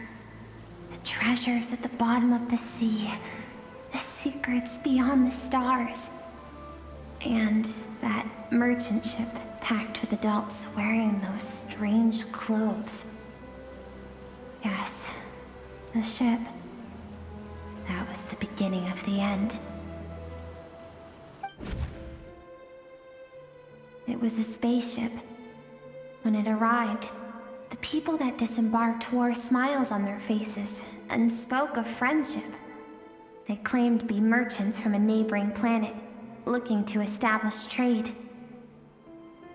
Skirk's parents, her relatives, her neighbors, everyone welcomed the newcomers with open arms and allowed them to explore the planet. To them, the visitors were guests and should be treated with hospitality.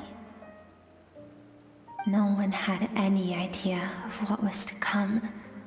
Several months later, an army of unknown origin arrived without warning and carried out a ruthless campaign to destroy everything and everyone on the planet. Skirk had skipped school that day, like so many times before, so she was not caught in the immediate wave of destruction. But when she came home that day, only fire and ruin awaited her. Countless people cried out to her for help, People she knew and loved. Friends and relatives. The little girl who lived next door. The shop owner with the bad leg. The bad-tempered teacher she had made fun of just that morning. Their lives were discarded like worthless trash as the fire consumed one life after another. Skirk was helpless. All she could do was run. And so she did. She kept running until an unexpected figure crossed her path. If Sertology hadn't been there in that moment, the fire would have claimed her life too. And there she would have remained, left to rot in the scorched earth, with no answer as to why any of this was happening.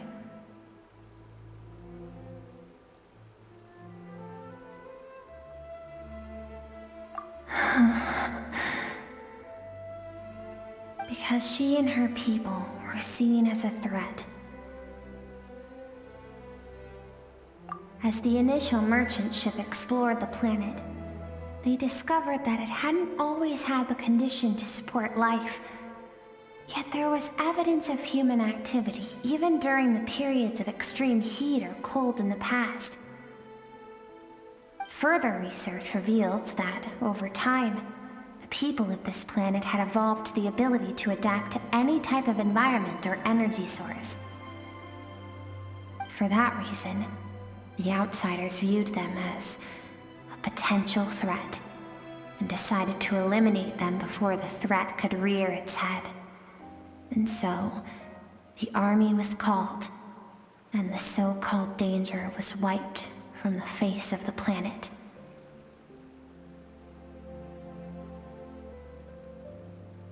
Senseless, isn't it? Deemed a threat because of a gift they didn't even know they had. Perhaps it was their own innocence and kindness that doomed them. But in the end, that was lost to the blaze as well. If those with power get to decide good and evil, then all you can trust in is the sword in your hand. And so, before death could claim her, she ran. She ran and never stopped.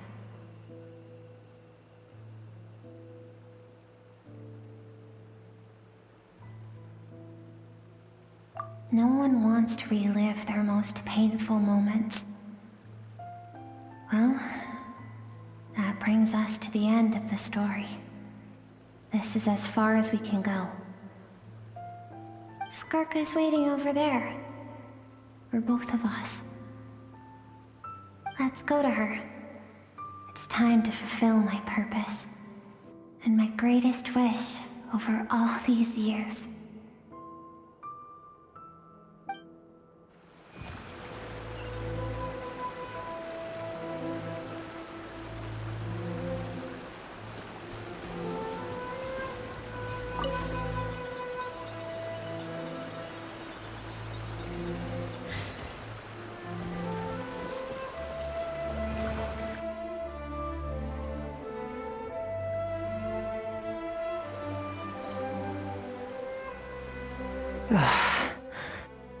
So all this, just so you could bring her here? I have things to say to you. Well, to me. I want someone to witness our reconciliation, even if it takes an argument to get there. And she is the best choice in this moment. Her suppressed emotional self. The version of herself she keeps locked in the recesses of her mind, stifled by reason. All those rejected impulses, those discarded aspects of your past selves, they are a part of me now. I am who you used to be, someone you have refused to face for too long. So, I came to face you instead. You're wrong. I've faced you all along. And that's exactly why I keep you locked here. Your existence makes me weak. Moments of joy and longing are when we are most vulnerable. Don't forget, it was a penchant for goodness over reason that doomed our homeland in the first place. The vastness of the universe renders everything insignificant, our feelings most of all. Even so, learning from the mistakes of the past doesn't have to mean erasing everything. Strip yourself of your so-called weaknesses, emotions like kindness and empathy, and what makes you any different from the ruthless soldiers who slaughtered our people? The difference is that I'm doing what is right, what is necessary. I allow you to exist, but with limited freedom. That is the greatest kindness I can offer. I have shouldered everything you couldn't carry. I rose above the numbness and emptiness, and it was cold, unfeeling reason that brought me this far. It made me who I am. It made me strong. That is the problem. I want to shoulder those things together. On the grand scale of the entire universe, maybe our feelings are vanishingly small, but why should that mean they don't matter? Emotion gives warmth to the cold expanse of space. It gives meaning to the world around us. Think back to those nights of gazing at the stars, those afternoons of exploring the unknown. Think back and let them grant you peace. A brief respite from the pressure you put on yourself.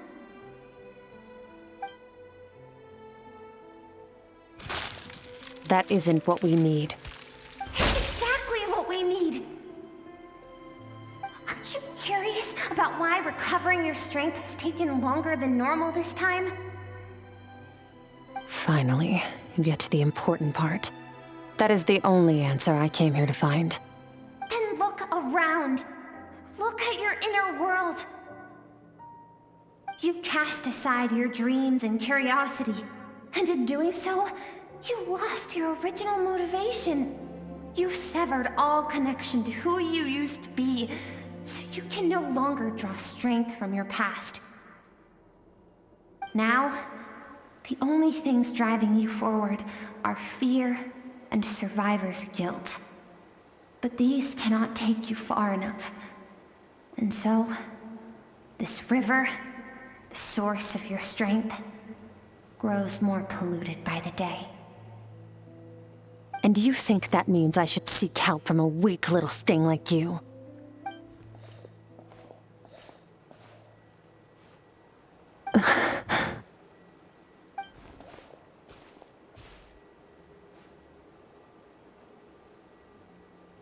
Thank you for saying that.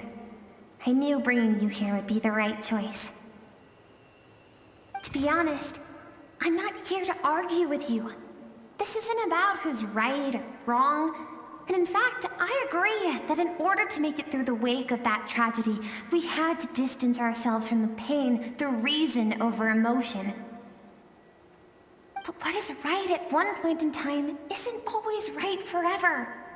I know you will never forget that fire. I know the fact that you were the sole survivor fills you with guilt. And I know that among the voices that haunt you, mine is there too. Because deep down, you know that you didn't turn out to be the person you wanted to be. All those unfulfilled hopes are like knives to the heart. And I don't want you to hurt anymore. So even if you can't accept me, I hope, at least, that you can let go. I keep thinking, maybe it would be better if I had died. I wouldn't be haunted by that fire all the time. I wouldn't have to go on like this.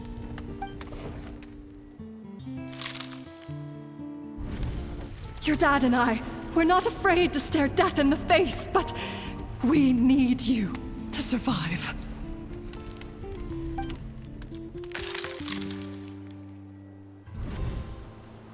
I'm sick of being a kid. There's so many amazing things out there, and I'm ready to see them all.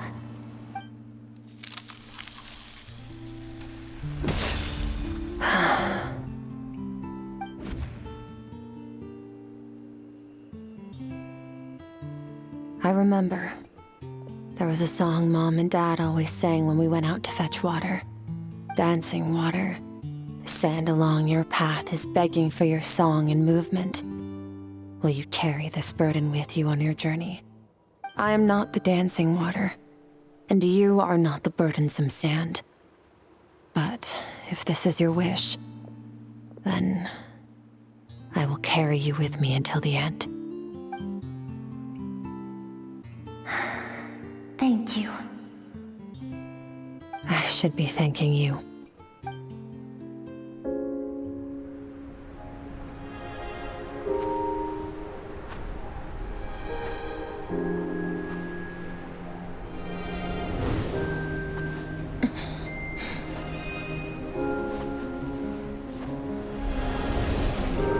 Run, Skirk, run! Remember, leave no one alive! Heed my words, Skirk. Let fear take root in your soul. Did you survive? Why was it only you? Skirk, did you become a positive light in this world?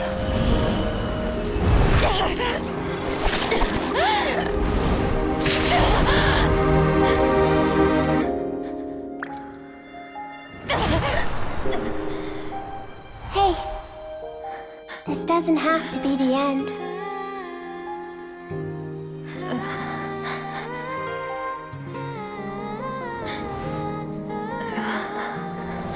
Life is a gift. Don't let darkness claim it.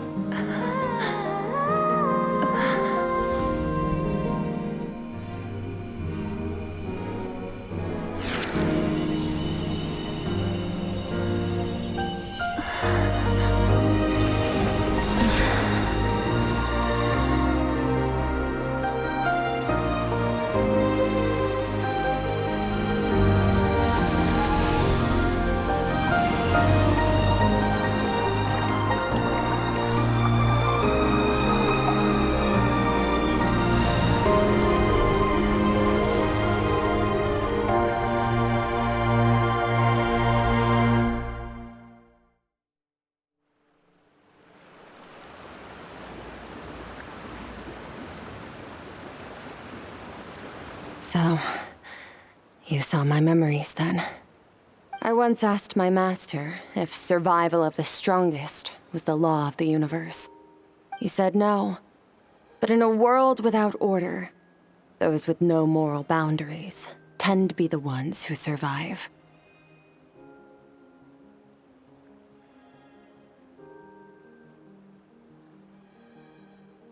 That's why, after hearing his answer, an idea came to mind. An idea that, one day, I would create a new world order. One in which there would never be another tragedy like that fire. One in which power was not the law of the land. But that means I must defeat him.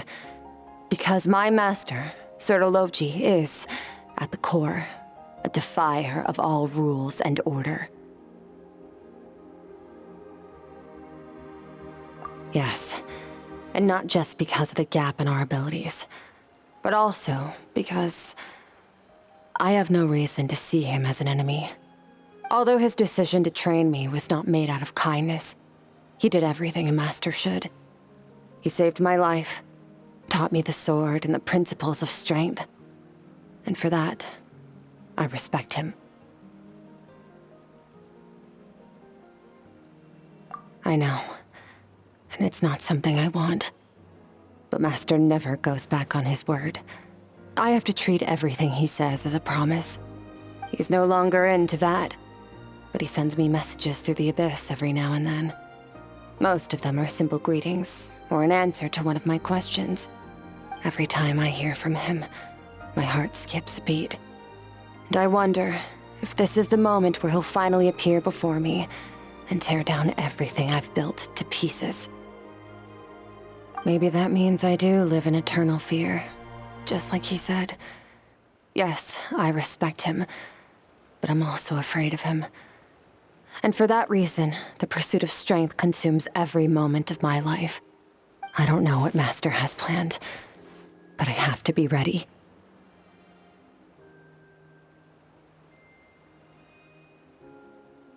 Help me? Why? This isn't your fight.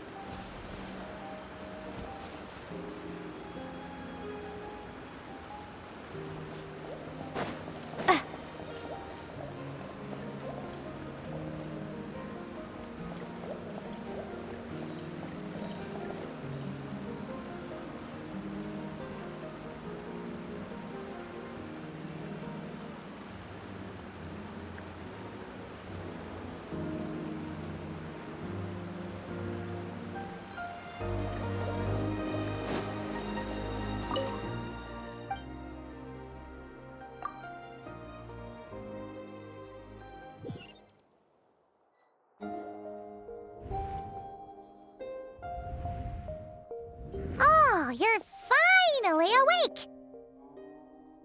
Honestly, Paimon was gone for like 2 seconds and then she comes back and finds you both unconscious? Oh, you scared Paimon half to death! You're both okay, right? What does it look like?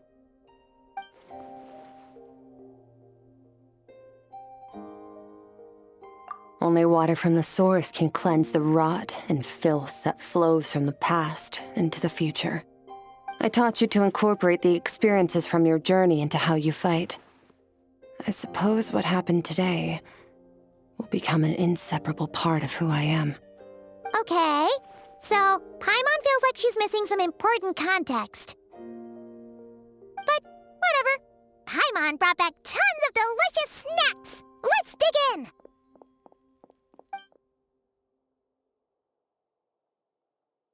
All right. It's about time we finished what we started. We're gonna deal with this thief for good, right? This time, I'm not going to tell you to hold back. But having digested even more power in the meantime, he's going to be tougher than before. The good news is, we have no reason to pull our punches this time. So, let's go. Same place as last time.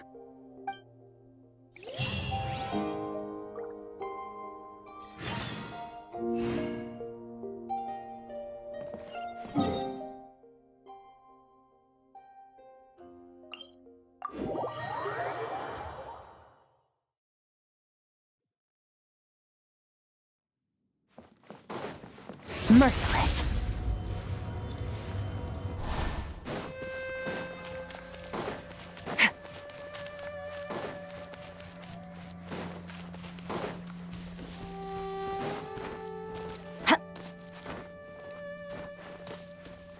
Fearless.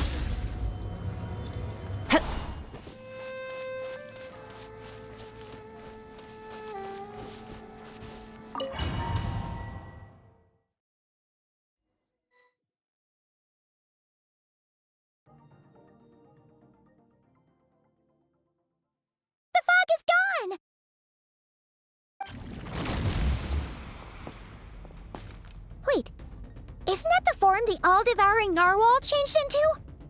How come he knows that, too? Really? So, you're telling Paimon that giant whale and this guy can both turn into the fowl? How does that work? It's a subconscious instinct. Any intelligent being who longs for his level of strength is bound to mimic his appearance. It's a natural response after encountering someone as powerful as Master. To them, he represents ultimate power. We know the person before us has encountered Master, and we know he stole a portion of my power. So it's not surprising that he would assume this form. Okay. Oh, the closer Paimon looks, the more intimidating it gets. Nervalette isn't here this time, so it's up to us. He won't have the nerve to steal again after we're done with him. Let's teach this guy a lesson.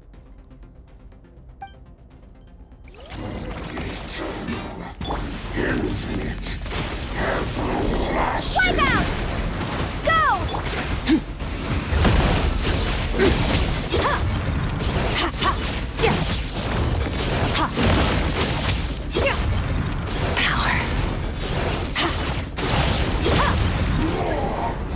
Haven't forgotten your training, I hope.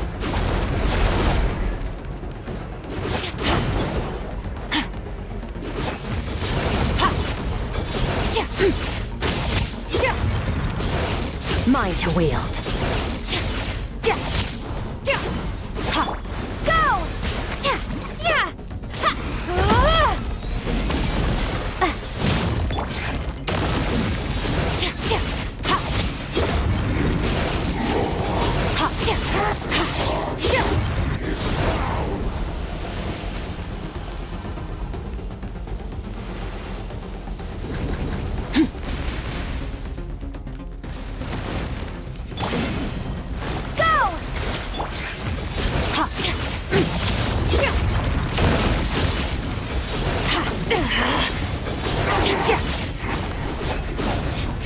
Beyond this world.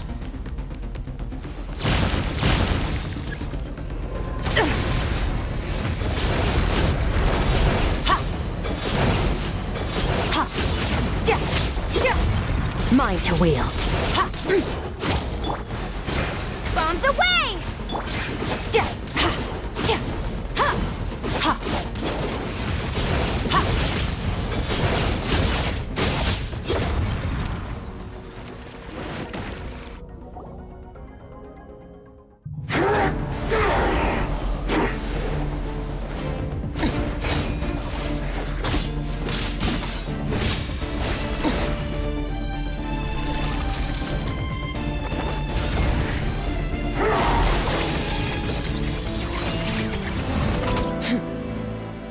Haven't had enough of my power.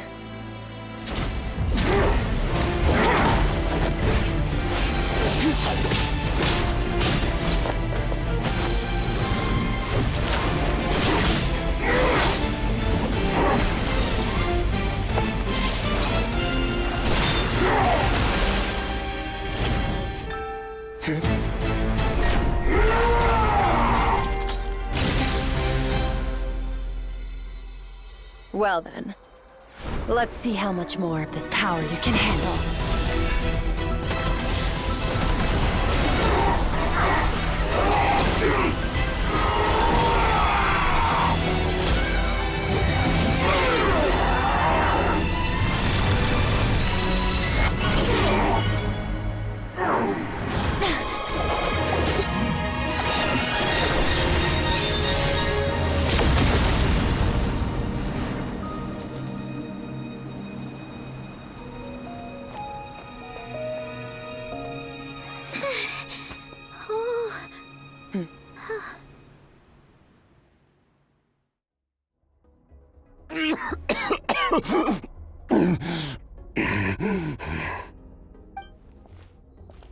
Well, have you come to your senses? You saw that my body was at its limit. So, you deliberately channeled your power into me, knowing that it would destroy my shell from within. Such power. Such keen battle instincts. So you must be... Skirk, Sertologi's disciple. How long has it been? How long has he been away from Tevat? Hundreds of years. Hundreds? Sorry, it's a lot to take in. I should introduce myself. I am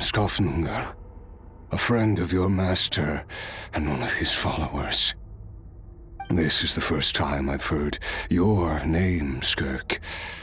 But hundreds of years ago, I knew you existed. And I knew you would come here. Hundreds of years ago?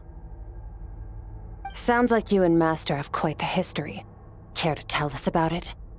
Of course. Might as well take advantage of a clear head while I can. The story starts a long, long time ago. I was born into a noble family in Conria. As the eldest son, I was set to inherit our title. But I contracted an incurable illness as a child, and everyone gave up on me. I trained the sword harder than anyone else, defeated all of my peers. But it was all in vain. When other people looked at me, all I saw in their eyes was pity or a strange glee in my misfortune. Even my parents were just waiting for me to die. Over time, my heart hardened, and I became aimless. That was the point where I met your master, Sir Telogi. We were similar in age, but different in background. He was born in prison, the son of criminals who had been sentenced to death. He spent his childhood wandering the streets, facing more criticism than the literary works in the Universitas Magistrorum.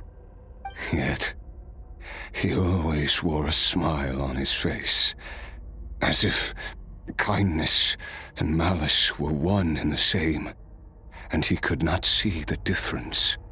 I still remember what he said to me when we first met. You need to fight to survive. Even if it's a losing battle, it should light a fire under you. How can you sit back like this and go down without a fight? That does sound like something he would say. He was the first to acknowledge that I was worth something, and he inspired me to keep going. When we sparred together, it was the first time I'd actually felt the thrill of combat. When I was 10, he stole forbidden research materials and managed to cure my illness. It was like there was nothing in this world he couldn't accomplish. When it came to the human form, he was always intent on pushing the boundaries of possibility. But somewhere along the way, I fell behind. My talents were nothing compared to his, and at some point, I realized he had pulled so far ahead, I was too embarrassed to even ask him to spar.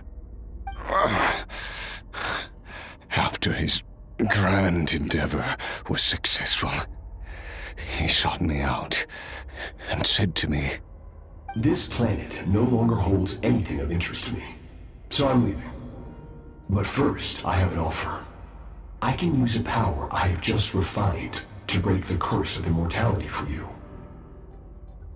Your death was once what we worked so hard to prevent. But the immortality you now face is a different kind of pain altogether." I'll pass. Immortality doesn't sound so bad to me. Since I can't die, it means I have an infinite amount of time to get stronger. Maybe I'll finally catch up to you one day, and we can spar like we used to. Are you sure? I cannot say when I will return. Your body, or rather, your soul, might not be able to withstand this curse. All I can do is try. After all, a wise man once told me, people need to fight for their own survival. Wise indeed. Nevertheless, If you grow weary of the pain of immortality, and wish to experience a good sparring match before you wither away, seek out my disciple. Disciple? Never thought I'd hear that word coming from you. Nor I, but Vedifenir said I was destined to find a disciple out there in the universe, and bring her to Tibet. You know as well as I, Vedifenir's prophecies are never wrong. Well, now I'm curious about who this disciple of yours will be. All Vedifenir said was that one day, the stars shall bow in her honor. Sounds pretty impressive. Of course. Only the most outstanding people would have the right to become my disciple. Still self-assured as ever, I see. But you're not wrong. I'll be leaving then. Oh, and if you are serious about getting stronger, I left you a little gift in the primordial sea. As I've said before, walk whatever path you want. Freedom means even the wicked get to make their own choices. Waiting for me in the primordial sea was the all-devouring narwhal, already beaten into submission by Sertologi. In its weakened state, I was able to cut off part of its flesh and sew it into my own heart. Your heart? That sounds like torture! How did you even survive that? Because, of course, I bear the curse of immortality. So, you used the curse to turn yourself into a vessel for power. Even with that whale's ability, devouring power like that is not something the human body can withstand. With your body and soul constantly at the breaking point, it was the curse of immortality that sustained you. But that is not the path to strength. You have to pour your heart into it, work for it, dream of it. Instead, you stole something that didn't belong to you, and it backfired. You're right. I should have known better, but I had already pushed myself to my limits, and he was still miles ahead of me. So I had to take a leap of faith. I miss your master. I miss the days when we were all together, troublemakers without a home. I don't regret the choice I made. But if you'll allow it, I do want to apologize. To both of you. After the beating we just gave you, I think we can call it even. You're an interesting one as well. Sertologi's disciple. That's a lot to live up to. It can't have been an easy experience. I know what he's like.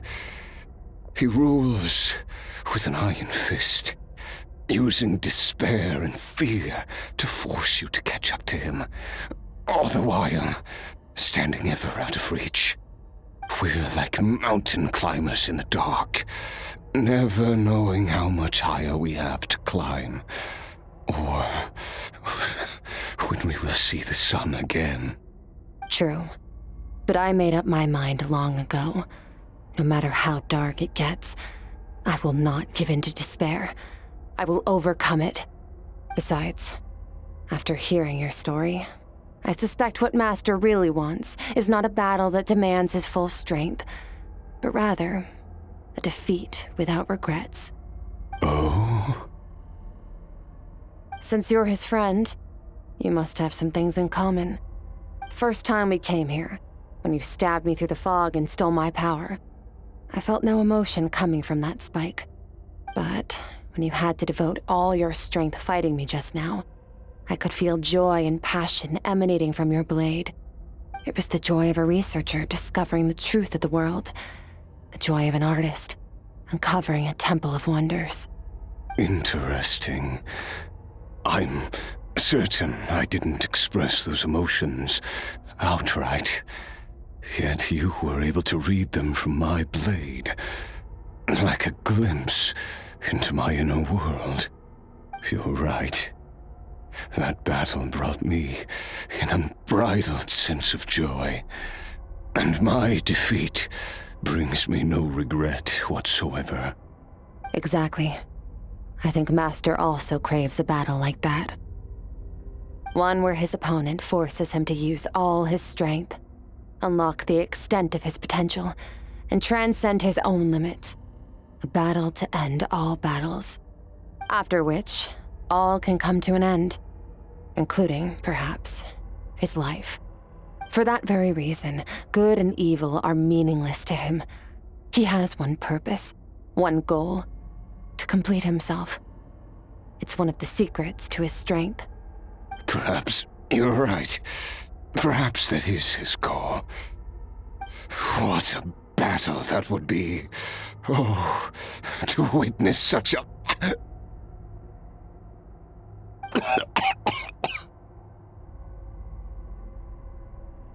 Are you okay? Too many different kinds of power are surging through my body. The curse of immortality allows it all to coexist, but it does not remove the pain. I won't be able to hold on to my sanity for much longer. What a shame. I would have loved to witness that battle. Sertologi once offered to free me from this curse. Now, I must ask that of you, Skirk. Can you release me from the pain? I can, but not through death, if that's what you were hoping for. It's not a suitable punishment for your crime. As an alternative, I can take your consciousness, along with all the power you've consumed, and smash it to pieces. The impurities will dissipate, and under the curse of immortality, your mind and body will regenerate. When that process is complete, you will be back to who you were before, no longer tortured by powers you can't control. But it will be a time-consuming and painful process. The decision is yours to make. I accept. And who knows? Perhaps I'll wake up in time to witness your great battle with Sertologi. I have faith that you'll be able to stand against him one day. Though I know it'll be a long and arduous road.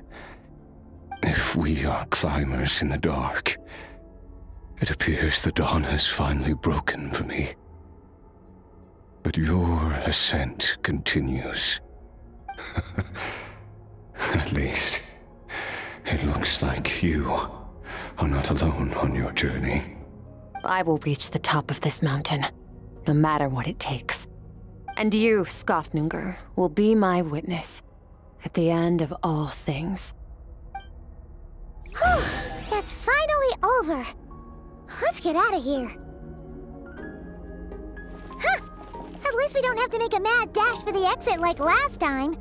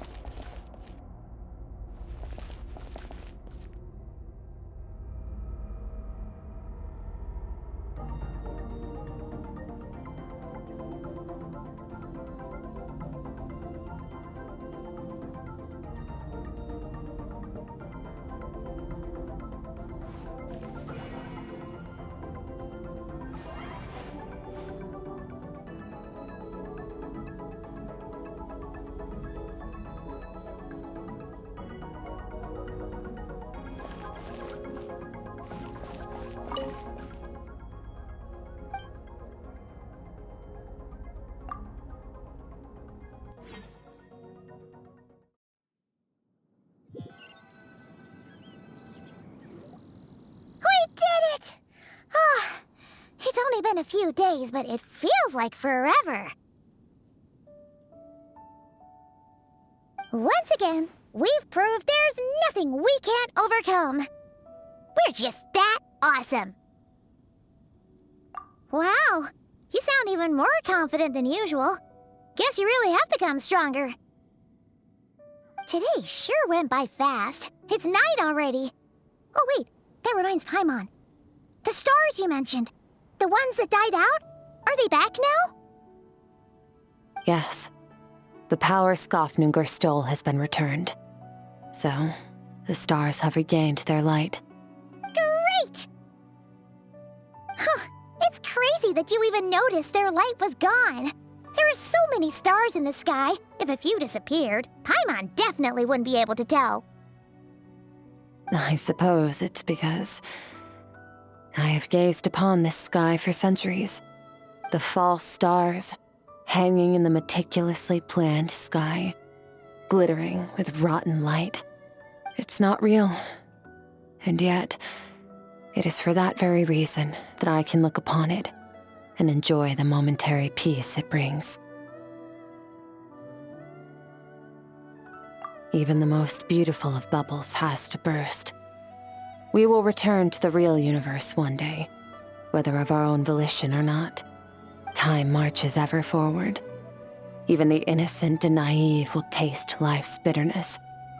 Yet through hardship, we grow until we learn to seize the sands of time for ourselves and uncover our true strength. Though we gaze upon a false sky, its vastness and majesty is palpable. One can only wonder, what is it going to take for kindness to reign supreme in the vast expanse of the universe? Ugh, this is all going over Paimon's head. But if she knows one thing, it's that the traveler always finds a way. Ever since we met, she has filled Paimon's days with happiness. No matter how tough things get, she always finds a way to make it better. If it's too big a job for one person, then we'll do it with two. And if two's still not enough, then three. We've met so many amazing friends and accomplished so many amazing things. As long as we don't give up, we can make any wish come true. I suppose when it comes to you, anything is possible. Well, I should be going. Now that my power is no longer isolated from my emotions, I need more practice to get used to it. I suppose fate will decide. Maybe we'll bump into each other on the street. Or maybe we'll reunite on a different planet entirely. Regardless, reunions and partings are but passing moments. More than anything, I hope that at the end of this journey, wherever it takes us, we stand in a world reborn. One without war, pain, or forced partings. One where new life can bloom, even where there was once nothing but scorched earth. For this, we must all work to become stronger.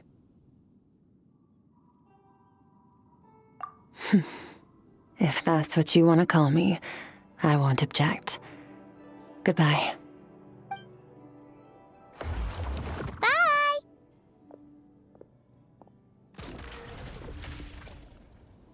Is it just Paimon, or is she being nicer than before? We definitely count as friends after all that, don't you think? Hey, what do you think about camping here tonight? There's nothing quite like sleeping under the stars. Come tomorrow, we can continue our journey. Oh, and since Paimon treated you to that super nice meal at Wanmin Restaurant, it's about time you returned the favor.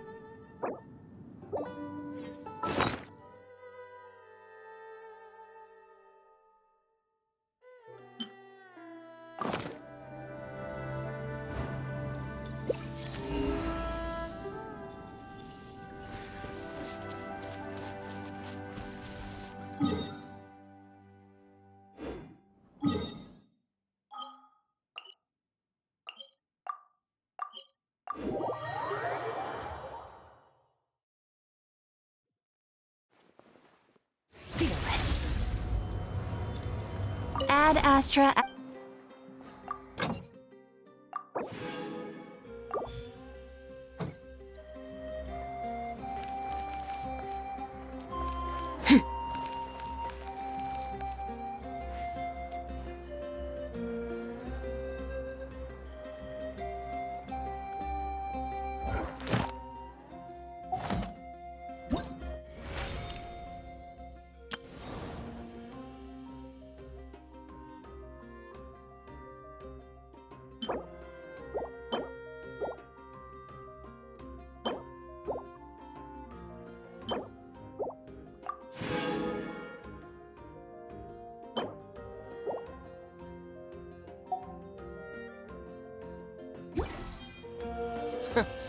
Is the ability to not get lost some sort of talent? Familiar with keep your voice down.